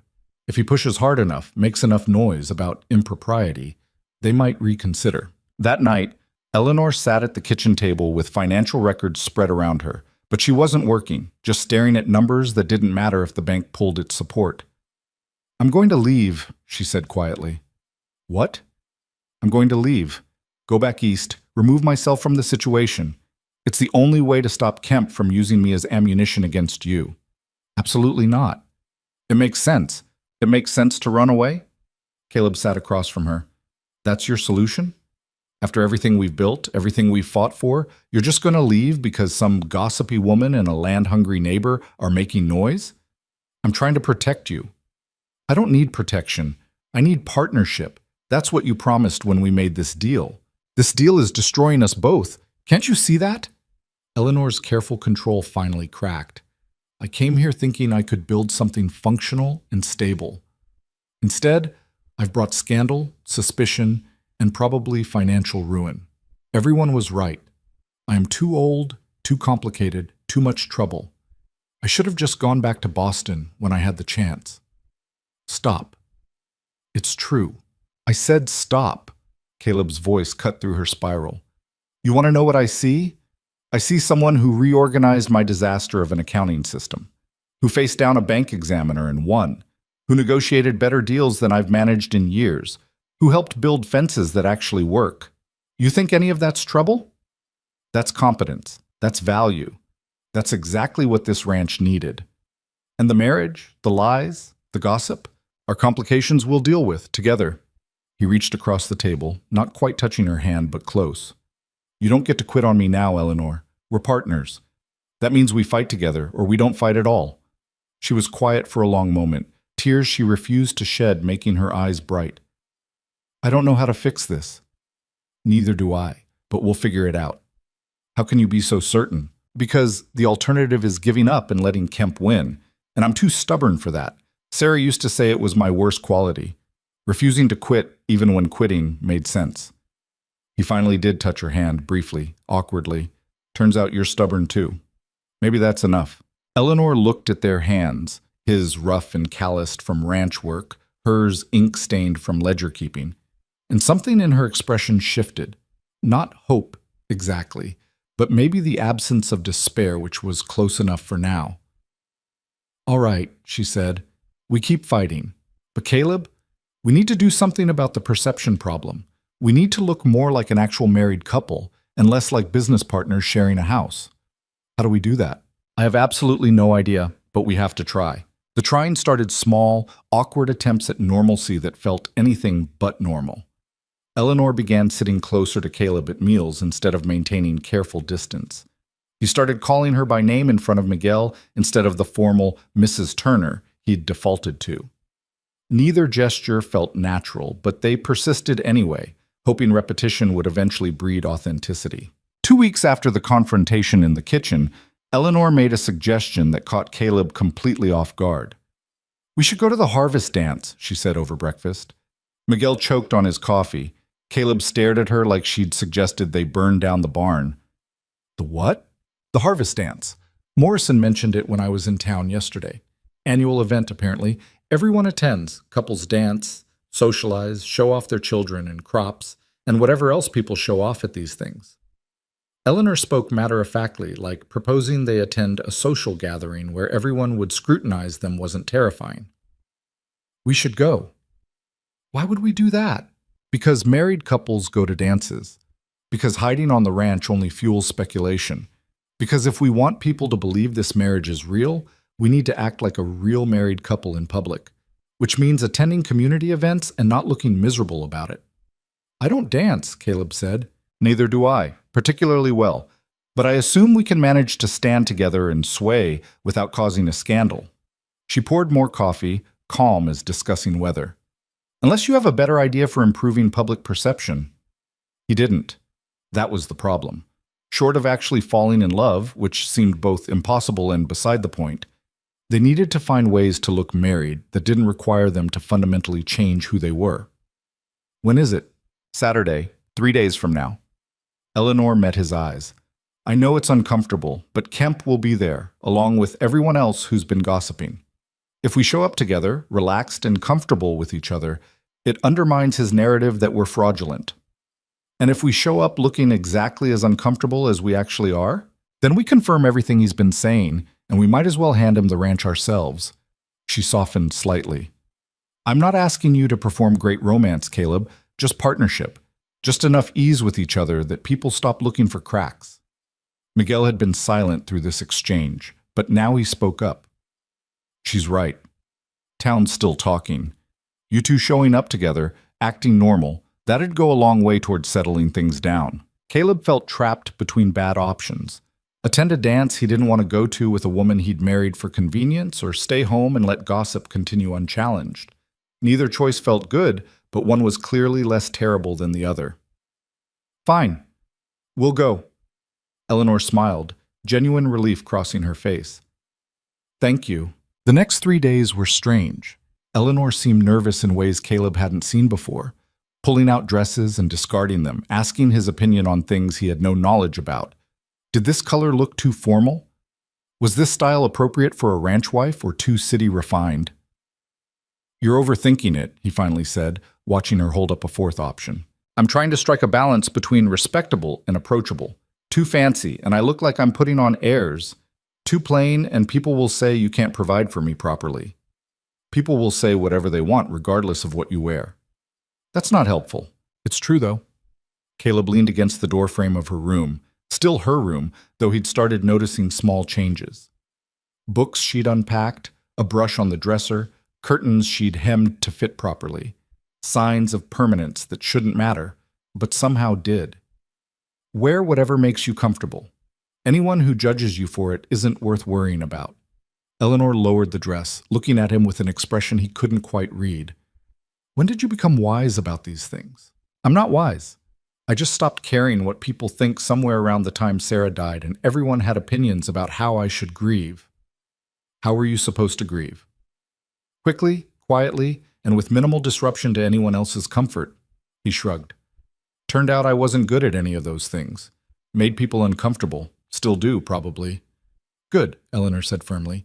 Comfortable people rarely change anything. Saturday arrived too quickly. Caleb dressed in his one decent shirt, the one he wore to funerals and bank meetings, and tried not to think about how much he'd rather be anywhere else. Eleanor appeared wearing a deep blue dress that was simpler than her Boston clothes, but still carried an elegance that made her look both beautiful and completely out of his league. You look nice, he said, because it seemed like the thing a husband should say. You look uncomfortable, she replied. I'm uncomfortable. At least you're honest about it. She adjusted his collar, which he'd apparently buttoned wrong. Her fingers were gentle, efficient, and the casual intimacy of the gesture made him freeze. She noticed, stepped back quickly. Sorry, force of habit from helping my brother. It's fine. It wasn't fine. Nothing about this was fine, but saying so wouldn't help. They rode to town as the wagon, both silent, both clearly dreading the next few hours. The dance was being held in the town hall, a large room that usually hosted county meetings and occasional court proceedings. By the time they arrived, it was already crowded with ranchers and their families, farmers from the outlying areas, townspeople eager for entertainment that didn't involve saloons or gambling. Music drifted through open doors, someone playing fiddle, another on harmonica, creating rough harmony that was more enthusiastic than skilled. People danced in the center of the room while others clustered around the edges, talking and watching and judging, always judging. Eleanor took Caleb's arm as they entered, and he felt her tension through the contact. She was scared, he realized. Terrified, actually, though hiding it well. This woman who'd faced down bank examiners and aggressive neighbors was frightened of a room full of dancing ranchers. "We can leave," he offered quietly. "No, we're here. We're doing this." She straightened her spine, lifted her chin, and walked into the room like she owned it. Morrison saw them first, waved them over to where he stood with a group of other merchants. "Turner, Mrs. Turner, glad you could make it." The conversations around them didn't stop exactly, but they shifted. People watching from corners of their eyes, noting their arrival, cataloging how they stood together, how they moved, looking for evidence to support whatever theory they'd already decided was true. Eleanor handled it perfectly, smiling and making small talk, deflecting intrusive questions with practiced grace. She introduced herself to people she'd only met briefly, remembered names and details, asked polite questions about children and crops and businesses. Within 20 minutes, she'd charmed half the room just by being genuinely interested in their answers. Caleb watched her work and felt something close to admiration. This wasn't performance, or if it was rooted in real skill. She knew how to talk to people, how to make them feel heard, how to build connections that mattered. "Your wife's quite charming," Morrison observed. "She is," Caleb agreed, surprised to find he meant it. The dancing continued, couples swirling through increasingly chaotic patterns as the music sped up and the whiskey flowed more freely. Eleanor watched with barely concealed anxiety, and Caleb knew what was coming before she said it. "We should dance," she murmured. "I told you I don't dance. And I told you we need to look normal. Normal married couples dance together at harvest dances. People are already watching us stand on the sidelines like we're afraid to touch each other." She wasn't wrong. He could feel eyes on them, speculation building about why the newlyweds weren't dancing like everyone else. "I'll step on your feet," he warned. "I don't care. Just try not to injure me permanently." They moved to the floor as a slower song started. Small mercy in that, at least. Caleb put one hand on Eleanor's waist, took her other hand in his, and tried to remember basic dancing mechanics from a time when Sarah had insisted he learn. They moved awkwardly at first, out of rhythm with the music and each other, clearly uncomfortable with the proximity. But Eleanor was right that this was necessary, so Caleb forced himself to relax slightly, to stop thinking about the unfamiliarity of holding someone who wasn't Sarah. "You're actually not terrible at this," Eleanor said after they'd managed a full circuit without collision. "Low bar. I'm working with what I have." She smiled slightly and some of the tension eased. "See? We can do this. We can look like a normal couple for a few hours without the world ending." Across the room, Caleb caught sight of Harrison Kemp watching them with an expression that promised nothing good.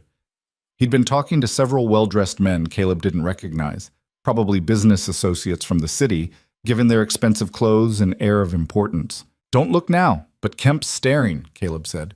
"I know, I saw him when we came in." Eleanor's voice remained calm, but he felt her grip tighten slightly. "Let him stare. We're not doing anything wrong. Doesn't mean he won't try to make it look wrong. Then we make sure there's nothing to see." She looked up at him, and for a moment their faces were close enough that he could see flecks of gold in her brown eyes. "We're married, Caleb. Legally, legitimately married. Whatever his suspicions, he can't prove anything because there's nothing to prove. We just need to stay steady." The song ended and they separated with mutual relief. But they'd done it, danced together in public without looking like strangers forced into proximity. Small victory, but a victory nonetheless. They made it through another hour of socializing before Eleanor pulled him aside, exhaustion clear on her face despite her continued smile. "Can we leave soon? I'm running out of polite conversation and my feet hurt." "Absolutely." Caleb had been looking for an excuse to escape for the last 30 minutes. They were making their way toward the door when Kemp intercepted them, moving with the confidence of a man who'd been drinking just enough to lose basic social restraint. "Turner. Mrs. Turner." He nodded to Eleanor with exaggerated courtesy.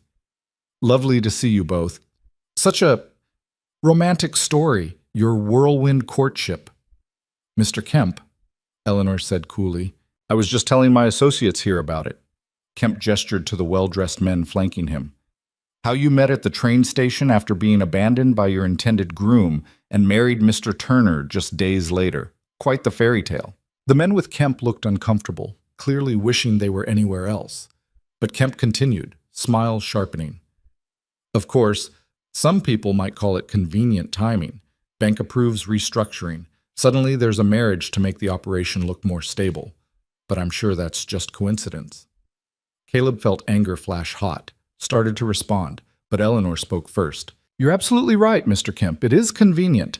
Convenient that I found a man who values competence over youth, partnership over performance, and honest work over social approval. Convenient that Mr. Turner was willing to offer me opportunity when others saw only rejection. Convenient that we discovered we work well together and decided to formalize that partnership legally. She smiled, sharp and cold. And yes, convenient that our marriage strengthened our position with the bank. Though I fail to see how any of that's your concern, unless you're suggesting the bank made an error in judgment. I'm suggesting nothing, just making observations. Then observe this. We're married, the bank's satisfied, and the ranch is improving. Whatever you hope to accomplish by spreading gossip and innuendo has failed. We're still here, still working, and still not interested in selling you land that isn't for sale. Kemp's face reddened, but before he could respond, one of his associates stepped in. Perhaps we should get some air, Harrison. The room's quite warm. They departed with forced pleasantries, leaving Caleb and Eleanor standing in the middle of a harvest dance that had gone suddenly quiet, as people nearby strained to hear what had just happened. We should definitely leave now, Eleanor said quietly. They made their exit through a crowd that parted like water, everyone watching, everyone whispering, everyone forming opinions about what they'd witnessed. The ride home was silent, except for wagon wheels on dirt and horses breathing steady. Only when they were well away from town did Caleb speak. That was either brilliant or catastrophic. I can't tell which. Neither can I. Eleanor sounded exhausted. I lost my temper. That was stupid. I should have stayed calm, deflected graciously, not engaged directly. You defended us, both of us. I made a scene. You stood up to a bully who's been terrorizing me for months. That's not making a scene, that's having a spine. Eleanor looked at him, surprised. You're not angry? Why would I be angry? You said everything I've wanted to say to Kemp for years, but never had the words for. Caleb managed to smile. You're scary when you're defending something you care about. Remind me not to get on your bad side. Too late. You married me. You're permanently on whatever side I'm on now. They reached the ranch as the sun was setting, painting the sky in shades of orange and purple that made the failing buildings look almost beautiful. Miguel met them at the barn, took the horses without comment about how early they'd returned. Inside, Eleanor collapsed into a chair at the kitchen table, pulled off her shoes with a groan of relief. I hate dances. Hate them. All that forced cheerfulness and pretending and politeness covering judgment. Then why did you insist we go? Because it was necessary. Because sometimes we have to do things we hate for reasons that matter. She rubbed her feet, wincing. Did it work? Do you think people bought it? Caleb thought about how they'd danced together, how she'd defended them to Kemp, how they'd moved through the room like actual partners instead of strangers. Some did. Some never will, no matter what we do. But yeah, I think it helped. Good. Then it was worth the blisters. She stood, padding barefoot toward the stairs. I'm going to bed. Wake me if the world ends. After she'd gone, Caleb sat alone in the kitchen thinking about the evening. About Eleanor's fierce defense of their marriage. About how natural her hand had felt in his while dancing. About the strange shift happening between them that he couldn't quite name. They were becoming something. Not the marriage they'd pretended to create, but something else. Actual partnership built through shared struggle and mutual respect. It wasn't love, nothing like what he'd had with Sarah, but it was real in its own right, solid, functional, maybe even good. The thought should have felt like betrayal. Instead, it just felt like truth. The next weeks brought changes that started small and accumulated into something significant. Eleanor proposed using the empty wing of the house, rooms that had been storage and dust since Caleb's father died, as a teaching space for local children whose families lived too far from any established school. There are at least 8 families within reasonable distance who have children getting no education, she explained, spreading maps on the kitchen table. I could teach them. Reading, writing, basic mathematics. Nothing fancy, but enough to give them foundation. You want to run a school? I want to be useful beyond bookkeeping, and these children need education, or they'll end up like their parents, capable enough but limited by lack of learning. Caleb studied the maps, the carefully marked locations of families with school-aged children. She'd done research, thought this through, wasn't just suggesting it on impulse. What do you need? Permission to use the space. Some basic supplies, slates, books, chalk, and help spreading word to the families. She looked at him directly.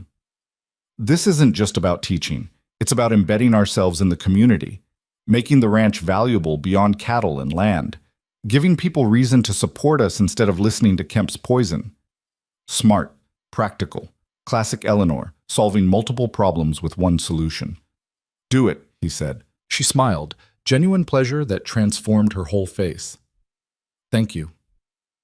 Within 2 weeks, she'd cleaned and organized the unused rooms, acquired basic supplies through combination of purchase and donation, and spread word through Miguel and Morrison that she was offering free education to any child who could make the journey. The first day, 3 students arrived. A week later, 6. By the end of the month, 12 children ranging from age 6 to 14 showed up 3 days a week, eager and mostly attentive. Caleb would hear Eleanor teaching while he worked, her clear voice explaining multiplication or reading passages from borrowed books. She was good at it, patient but firm, refusing to accept careless work while encouraging genuine effort. Parents started showing up to drop off and collect their children, lingering to thank Eleanor, to discuss their kids' progress, to bring small gifts in appreciation. Fresh bread, preserved fruit, vegetables from gardens, once even a hand-knit shawl that Eleanor wore despite it being slightly too large. The school transformed the ranch's reputation. Suddenly, they weren't just the scandalous quick marriage everyone gossiped about.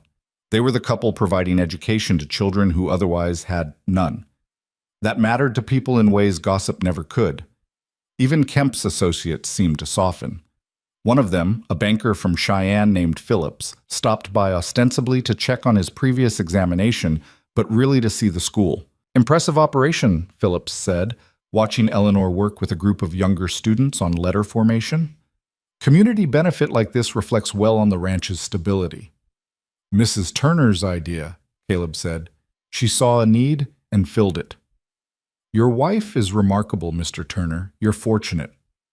After Phillips left, Caleb found Eleanor organizing papers in the teaching room. Bank examiner said you're remarkable. Bank examiner said it reflects well on our stability. Not the same thing. But she looked pleased anyway. Did he seem satisfied? More than satisfied. I think the school convinced him we're actually building something sustainable here. Eleanor set down her papers, leaned against the desk she'd claimed from storage. Are we? Building something sustainable? I think so. Ranch is stabilizing, debts are being paid on schedule. Wolves haven't taken any more calves. The school's bringing community support. All measures say we're improving. That's not what I meant.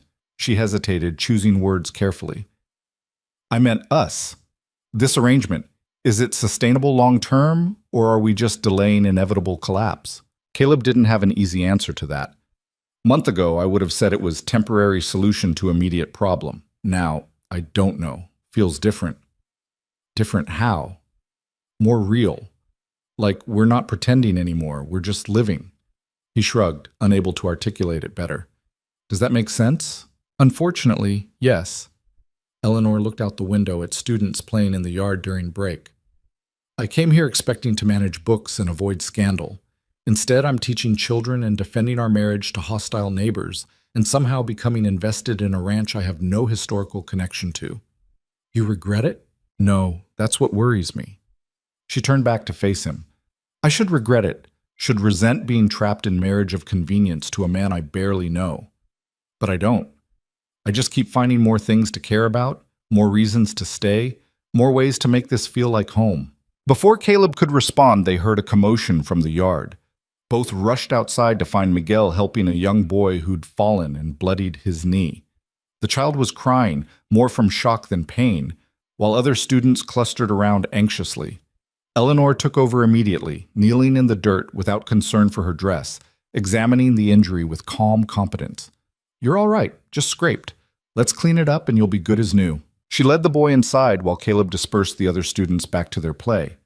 When he returned to the teaching room, Eleanor had the boy sitting on a chair while she cleaned and bandaged his knee, talking to him gently about being more careful on the uneven ground. Watching her work, Caleb felt something shift in his chest. This was home. Not the buildings or the land, but this. Eleanor caring for a frightened child, students learning in rooms that had been empty, the ranch becoming center of community instead of isolated failure. They'd built this together, not through romance or grand gestures, but through work and determination and refusal to quit. That evening, after the last student had been collected and the teaching room tidied, Eleanor found Caleb repairing fence near the barn. "Can I help?" "You know how to mend fence?" "No, but I can learn." She picked up wire, waiting for instruction. He showed her the technique, how to thread it through, where to twist, how much tension to apply. She was clumsy at first, pricking her fingers and getting frustrated, but she persisted until she'd completed a section that would hold. They worked in comfortable silence as the sun set, side by side fixing something that needed fixing. Not because they had to, but because it needed doing, and they were there to do it. "This isn't what I expected when I left Boston," Eleanor said finally. "What did you expect?" "I don't know. Romance, maybe, adventure, new beginning that felt dramatic and significant." She twisted wire, focused on the work. "This is better, though. More honest. Better than romance? Better than the fantasy of it. Romance burns out, work endures, partnership lasts." She looked at him, face smudged with dirt, hands scratched from wire, completely beautiful in the fading light. "I'd rather have this." Caleb felt something in his chest tighten, unfamiliar and startling. Not love. Not yet. Maybe not ever in the way he'd loved Sarah. But something. Connection. Recognition. The beginning of whatever came next. "Yeah," he said quietly. "Me too." Winter came early that year, bringing snow in late October and temperatures that dropped below freezing before November. The school had to reduce days as travel became harder, but Eleanor adapted, teaching longer sessions less frequently, sending work home with students to practice between meetings. The ranch weathered the cold better than previous years. They had reserves now, hay stored properly, cattle healthy and fed, fences that kept predators out and livestock in. Eleanor's careful financial management meant they could afford necessary supplies without panic, could plan for spring without desperation. One evening in December, a blizzard hit hard and fast, trapping them inside for 3 days. The wind howled, snow piled against walls, visibility dropped to nothing. They huddled in the main room near the fire, conserving heat and resources. Miguel stayed in his cabin, safer than trying to reach the main house through the storm. So it was just Caleb and Eleanor, trapped together in a house that felt both too small and too large, with nothing to do but talk and wait for weather to break. "Tell me about Sarah," Eleanor said the second evening, sitting across from him near the fire. Caleb looked up, surprised. They'd maintained careful silence about his first marriage, never discussing it directly. "Why?" "Because she's part of this house, part of you, and I feel like I'm living in her shadow without knowing her. I'd rather know." Eleanor's expression was open, genuinely curious without jealousy or competition. If that's all right. So he told her about meeting Sarah at a county fair, about courting her despite her father's skepticism, about ranchers, about building this life together through early struggles and eventual stability, about her laugh, her competence, her ability to make hard decisions look easy, about watching her die slowly, helpless to stop it, and the guilt that still lived in him for being relieved when it finally ended because at least her suffering had stopped. Eleanor listened without interrupting, just absorbing, understanding in ways that didn't require words. "She sounds remarkable," Eleanor said finally. "She was. I'm not trying to replace her. I hope you know that." "I do." And he did, surprisingly. "You're nothing like her. That's not criticism, just fact." "Good. Because trying to be someone else sounds exhausting." Eleanor pulled her shawl tighter against cold that crept in despite the fire. "Do you think she'd approve of this arrangement?" Caleb thought about it honestly. "I think she'd be practical about it. Sarah was always practical. If she could see the ranch stabilizing, the school helping kids, the community supporting us instead of judging us, yeah, I think she'd approve. Might even say she told me so, that I needed help whether I admitted it or not. Eleanor smiled at that. I would have liked her. She would have liked you too, respected you anyway, which is better.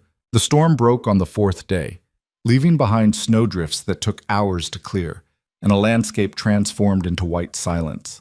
When Miguel finally made it to the main house, he found them working together to clear the porch, comfortable in ways they hadn't been months earlier.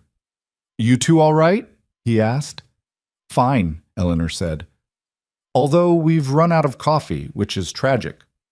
I'll ride to town once the road's clear, assuming you trust me to handle supply run without supervision. Bring back coffee and you can handle whatever you want, Eleanor replied, making Miguel grin. That winter forged something between them that spring would build on. Not the romance people expected, but something maybe stronger.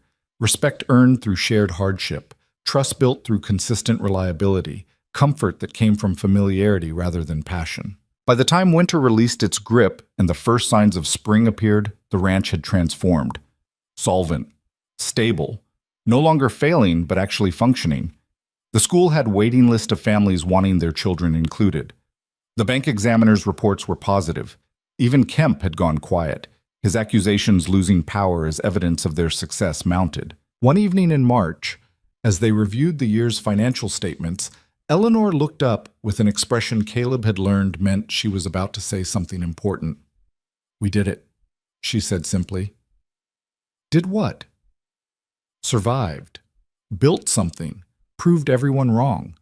She gestured at the ledgers, the neat columns showing income exceeding expenses, debts being paid, actual profit beginning to accumulate. This works. We work. Caleb looked at the numbers, at this woman who'd appeared in his life like a storm and stayed like a foundation, and felt gratitude so profound it was almost overwhelming. Yeah, he agreed. We do. Spring arrived with a violence that surprised them both. Floods from snowmelt, tornadic winds that tore shingles from the barn, early heat that made the cattle restless and the ground crack. Nature reminding them that survival was never guaranteed, that stability was always temporary, that the fight never really ended. Eleanor stood at the window watching storm clouds gather over the eastern ridge, her reflection ghost-like in the glass. She'd been quiet all morning, distracted in ways that had nothing to do with weather.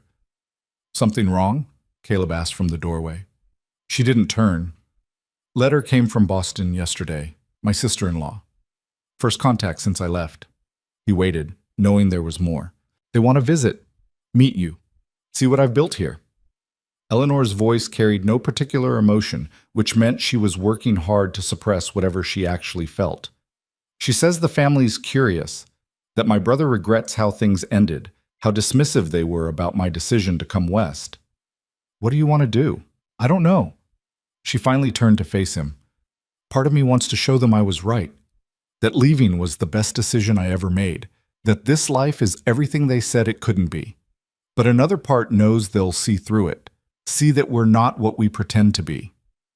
We're not pretending anymore, Caleb said. Haven't been for months. Aren't we? Eleanor crossed her arms, defensive. We still sleep in separate rooms, still maintain careful boundaries, still haven't... We're not a real marriage, Caleb. Not in any conventional sense, and my family will notice that immediately. It was true and not true simultaneously. They weren't conventional, but they were something. The past year had built connections that felt more solid than many traditional marriages Caleb had witnessed. But explaining that to Eleanor's Boston family, who would arrive with expectations about romance and propriety, seemed impossible. Tell them not to come, he suggested. I can't. That would confirm every criticism they made when I left. That I was running away. That I couldn't actually build anything sustainable. That I should have stayed where I belonged. She rubbed her temples, tired. They need to see this. See us. Even if it's complicated. Then we show them the truth. The ranch, the school, the work we've done. Let that speak for itself. And our sleeping arrangements? Our separate lives? Are none of their business. Caleb moved closer, not quite touching, but present. Eleanor, we built something real here. Maybe it doesn't look like what they expect, but it works. It's ours. That's what matters. She looked at him with an expression he couldn't quite read. Sometimes I forget you're just a simple rancher. You say things that sound almost philosophical. Sarah used to say I thought too much for my own good. Sarah was wrong about that. Eleanor managed a small smile. All right, I'll write back. Tell them they can visit in June, after the school term ends. That gives us 2 months to prepare. Prepare what? I have no idea. But 2 months seems like enough time to figure out how to explain our lives to people who won't understand them. The letter Eleanor sent was careful and correct, inviting her brother's family to visit while maintaining emotional distance that suggested she wasn't desperate for reconciliation. The response came quickly: enthusiastic acceptance, plans for a 3-week visit, excitement about seeing the frontier. 3 weeks? Eleanor said flatly, staring at the letter. They want to stay 3 weeks. Miguel, overhearing from where he was repairing a cabinet hinge, whistled low. That's a long time to maintain appearances. We're not maintaining appearances, Caleb said, though he understood the concern. We're just living our lives with house guests. House guests who will scrutinize everything we do, Eleanor countered. My sister-in-law is lovely, but observant. She'll notice that we don't. She trailed off, unable to articulate what they didn't do without making it sound worse than it was. The preparations consumed the next weeks. Eleanor cleaned rooms that were already clean, organized things that were already organized, fretted about details that probably didn't matter. Caleb and Miguel made repairs to the house that had been postponed, fixing that persistent leak in the parlor, replacing cracked windows, painting trim that had weathered to gray. The school term ended with a small celebration. Parents brought food, children performed recitations they'd learned. Eleanor gave each student a book to keep over summer. Used copies she'd acquired through careful shopping and occasional donation, but books nonetheless. You've done something remarkable here, one mother said, gripping Eleanor's hands. My daughter can read now, actually read. That's because of you. After everyone left, Eleanor stood in the empty teaching room, looking at the chairs arranged in rows, the slate boards wiped clean, the books shelved neatly. Caleb found her there as the sun was setting. Proud of yourself? He asked. Surprised, mostly. I didn't expect teaching to feel like this. Like what? Like mattering. Like the work I do actually changes things in ways I can see. She turned to face him. In Boston, I managed a household. Important work, but invisible. Here, I can point to children who can read because I taught them. That's different. You could keep doing it. School doesn't have to be just for one term. I know, I plan to. Eleanor walked to the window, looking out at land that had become familiar. This place has gotten under my skin, Caleb. I didn't expect that either. Her family arrived on a Tuesday in early June, stepping off the train at Clearwater Station in clothes too fine for Wyoming dust and expressions mixing curiosity with barely concealed judgment. Eleanor's brother Robert was 45, prosperous looking, with the soft hands of a man whose hardest work involved signing papers. His wife Caroline was younger, pretty in a delicate way that suggested she'd never missed a meal or worried about money. Their 2 children, a boy of 12 and a girl of 9, looked around the station like they'd arrived on the moon. Eleanor stood beside Caleb on the platform, spine straight, face carefully neutral. He could feel tension radiating off her in waves. Eleanor, Robert said, embracing his sister with awkwardness that suggested they'd never been physically affectionate. You look well. Different, but well. Hard work will do that. Eleanor turned to Caroline. Thank you for coming. It's a long journey. We were curious, Caroline said, meaning judgmental but wrapping it in politeness. Your letters made this place sound almost civilized. It is civilized, just differently than Boston. Eleanor gestured to Caleb. This is my husband, Caleb Turner. Caleb, my brother Robert, his wife Caroline, and their children Henry and Margaret. Handshakes were exchanged, assessments made. Caleb could see Robert cataloging everything. Caleb's work-worn clothes, his calloused hands, the weathered face of someone who spent life outdoors, finding him lacking compared to whatever Robert thought his sister deserved. The ride to the ranch was stilted, Caroline asking questions that sounded polite but carried barbs. How many cattle did they run? What were the financial prospects? Had Eleanor adjusted to such rustic conditions? Eleanor answered with practiced patience, revealing nothing substantive while appearing cooperative. Caleb watched her navigate her family's subtle hostility and felt something protective stir. These people had dismissed her, pushed her out, and now arrived expecting to find her failing so they could feel vindicated in their judgment. The ranch itself clearly surprised them. Robert had obviously expected something more desperate, tumble-down buildings and obvious poverty. Instead, he found a functional operation with well-maintained structures, healthy livestock, and signs of prosperity that didn't match his assumptions. "Quite impressive," he said, in a tone suggesting he wished it wasn't. Eleanor showed them to their rooms. The teaching space temporarily converted to guest quarters. Caroline inspected everything with barely concealed disdain. But the children seemed genuinely excited about the adventure of staying on a ranch. That evening, Eleanor prepared dinner with intensity that suggested she was cooking to prove something. Roasted chicken, fresh bread, vegetables from the garden she'd cultivated, dessert made from preserved fruit. Nothing fancy by Boston standards, probably, but honest food prepared with care. "You've become quite domestic," Caroline observed, in a way that made domesticity sound like failure. "I've become practical," Eleanor corrected. "Different skill set than managing servants. Still, it must be difficult. The isolation, the lack of cultural opportunities, the limited society." Caroline's eyes moved between Eleanor and Caleb, searching for cracks. "How do you fill your days?" "Teaching, mostly. I run a school for local children 3 days a week during term." That surprised Robert. "A school? Here? Why not here? Children need education regardless of geography." Eleanor's voice carried an edge. "I teach 15 students ranging from age 6 to 14, reading, writing, mathematics, some history, and science. Basic foundation for futures that shouldn't be limited by their parents' circumstances." "How progressive," Caroline said, making progress sound vaguely scandalous. Caleb had remained mostly silent through dinner, but now he spoke. "Your sister's school is one of the most valuable things in this community. Families drive hours to bring their children here. She's given opportunity where none existed before." Robert looked at him with surprise, like he'd forgotten Caleb could speak. "I'm sure it's very charitable, though it seems like significant work for no compensation." "Not everything valuable can be measured in dollars," Eleanor said sharply. The tension hung heavy until young Henry, bored with adult conversation, asked if he could see the horses.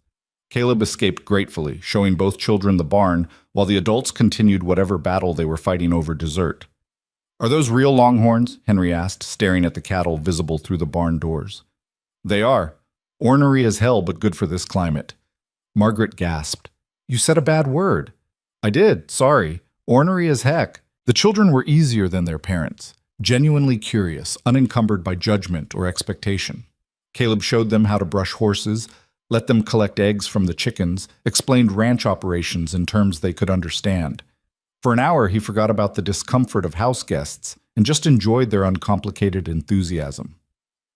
When he returned to the house, he found Eleanor and Caroline alone in the parlor, Robert having retired early with what he claimed was a headache.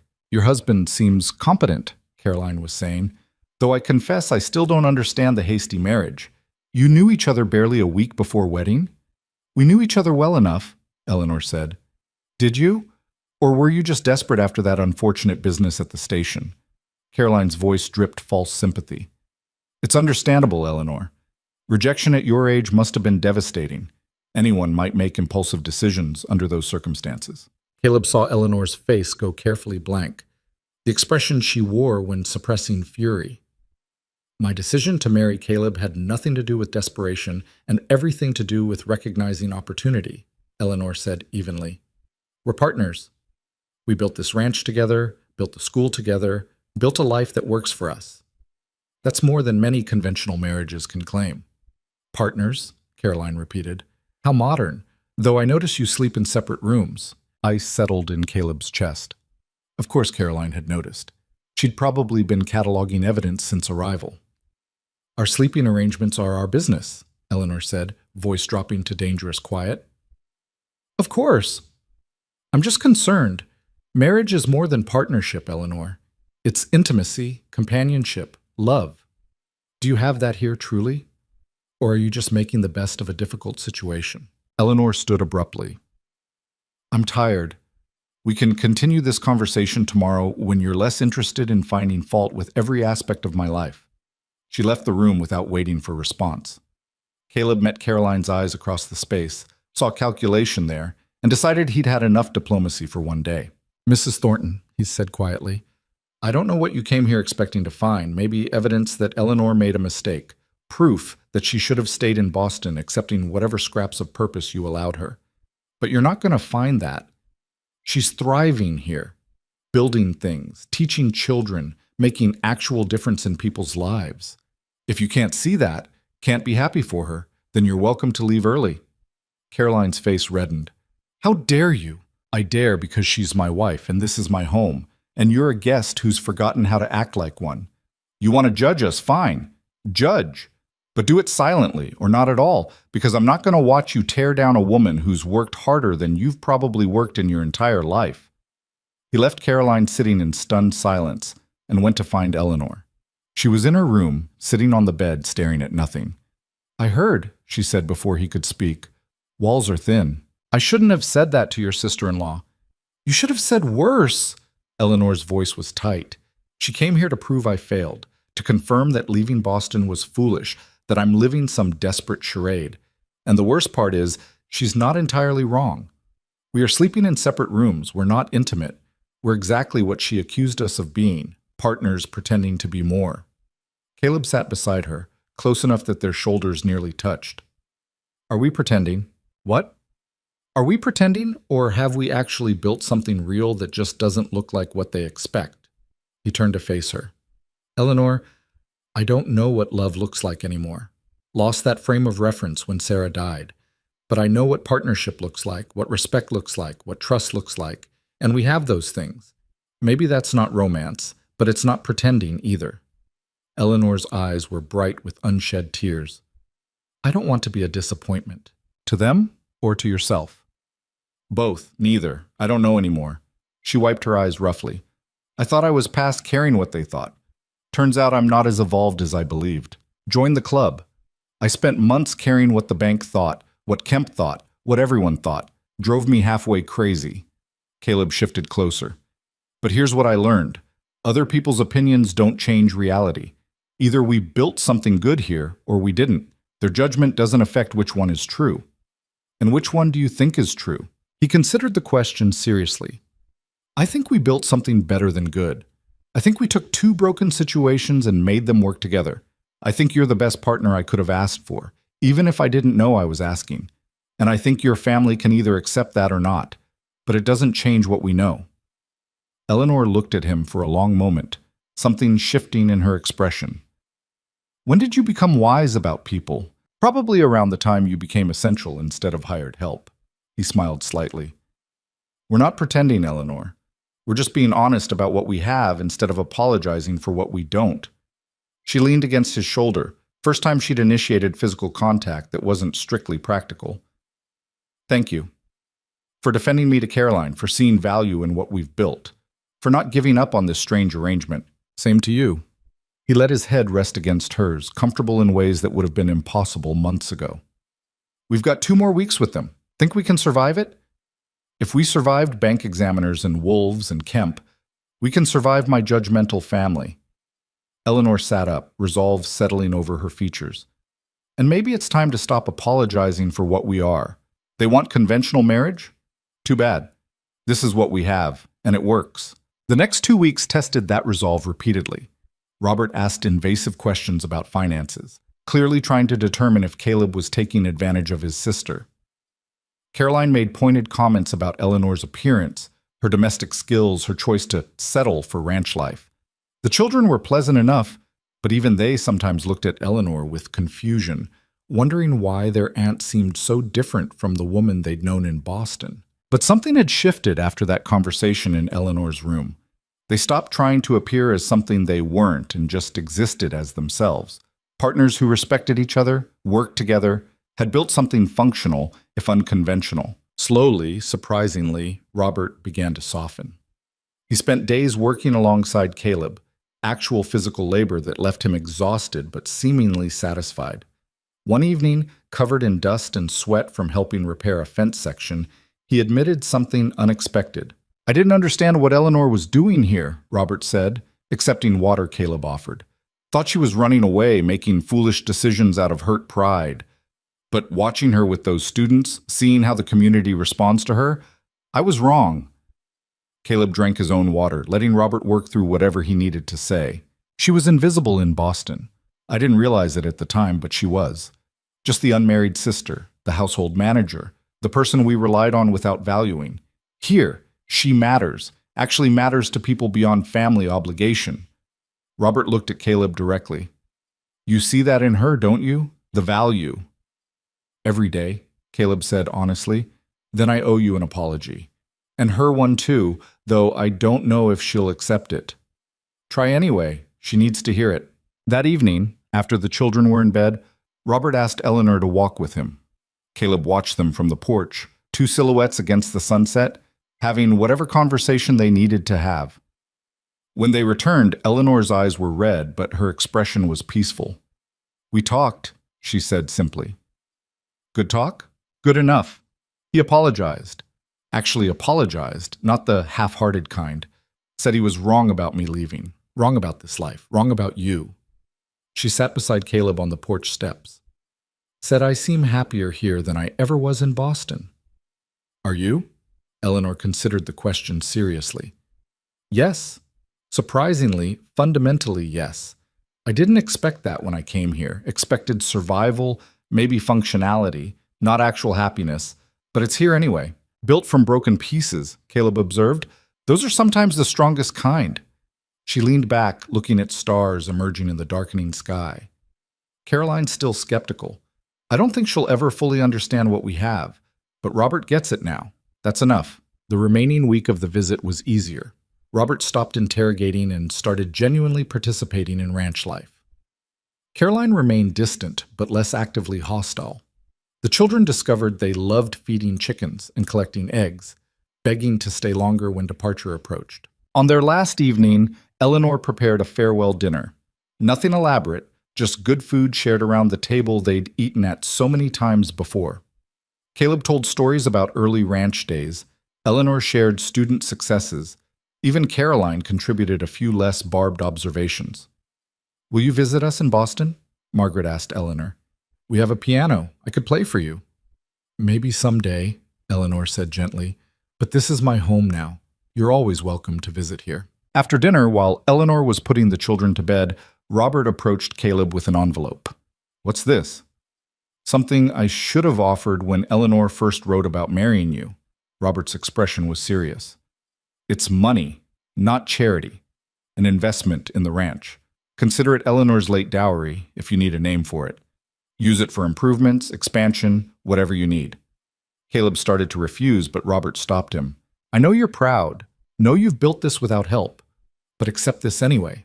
Not for you, for Eleanor.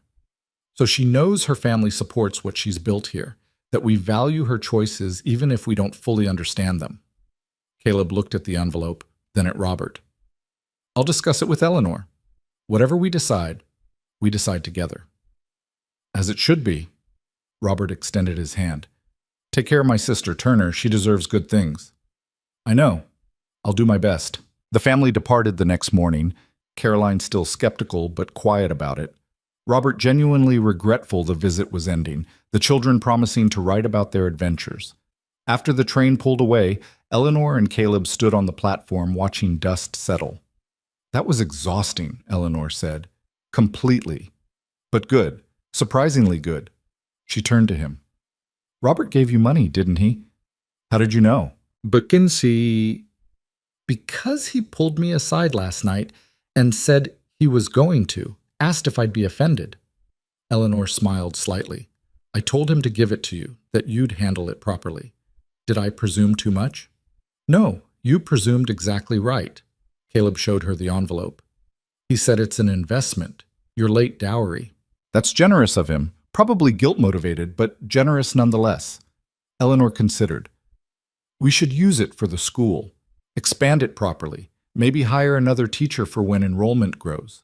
Build something permanent. That's what I was thinking too. They stood together on the empty platform, partners in fact and practice if not conventional romance, and Caleb felt something click into place. Not completion, they were still works in progress individually and together, but rightness. This was where they belonged, doing this work, building this life. The summer that followed was busy in the best way. They used Robert's investment to expand the school, adding a second room and purchasing real desks instead of repurposed furniture. Eleanor advertised for an assistant teacher, found a young woman from Cheyenne eager for the position, and together they planned a more comprehensive curriculum for the fall term. The ranch prospered. Cattle prices rose, their herd was healthy, and with proper financial management, they were actually accumulating savings instead of just avoiding debt. Caleb hired 2 additional ranch hands to help Miguel, allowing them to expand operations without sacrificing quality. One evening, in late August, Eleanor was working on a quilt in the parlor, pieces of fabric from various sources, some from old clothes, some donated by students' families, creating a patchwork history of their year together. Caleb sat nearby reading reports from the assistant teacher about curriculum proposals, occasionally asking Eleanor's opinion. "We should travel," Eleanor said suddenly. Caleb looked up. "Where?" "Anywhere. Cheyenne, maybe, or Denver. See something beyond this ranch in Clearwater Station." She set down her sewing. "We've been here a full year, working constantly, never taking time for ourselves. We should change that." "You want a honeymoon?" He meant it teasingly, but Eleanor's expression turned thoughtful. "Not a honeymoon exactly, but maybe a trip, together. Not for business or obligation, just for the experience." She met his eyes. "Would that be strange?" "Probably. But we've never cared much about strange." Caleb set aside his papers. "All right, let's plan a trip. Where do you want to go?" They settled on Denver, big enough to be interesting, close enough to be practical. Miguel could manage the ranch for a week, the school was between terms, and they could use the time to purchase supplies unavailable in Clearwater. But really, they both knew it was about something else. About choosing to spend time together not because they had to, but because they wanted to.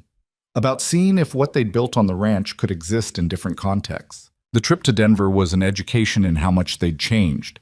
They traveled together comfortably, shared hotel rooms without awkwardness, explored the city like actual partners.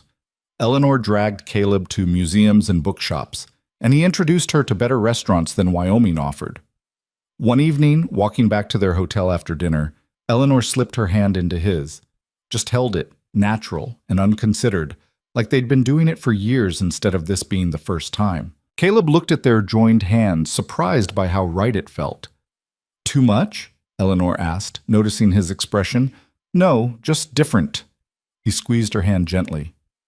"Good, different." They continued walking in comfortable silence.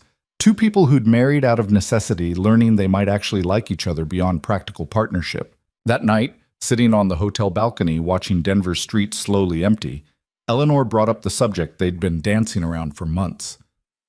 "Do you think we'll ever—" She trailed off, but Caleb knew what she was asking. "Be a real marriage? In all the ways we're not currently?" "Yes." He thought about it honestly. "I don't know.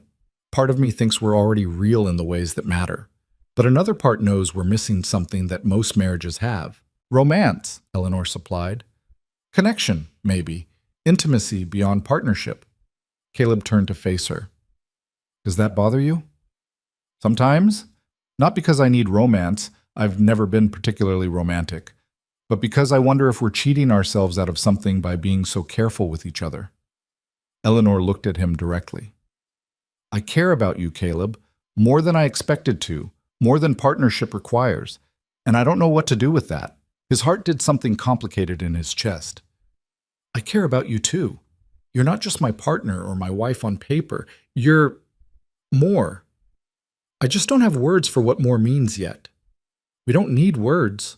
Eleanor reached for his hand again. "We just need to stop being so afraid of whatever this is becoming." "I'm not afraid," Caleb said, realizing as he spoke that it was true. "Just careful. Didn't want to assume you wanted something you didn't. I want more than we have. I don't know exactly what that looks like, but I want to find out." She smiled, nervous but genuine. "Is that all right?" Instead of answering with words, Caleb leaned forward and kissed her. Gentle, tentative, giving her space to pull away if this wasn't what she meant. She didn't pull away.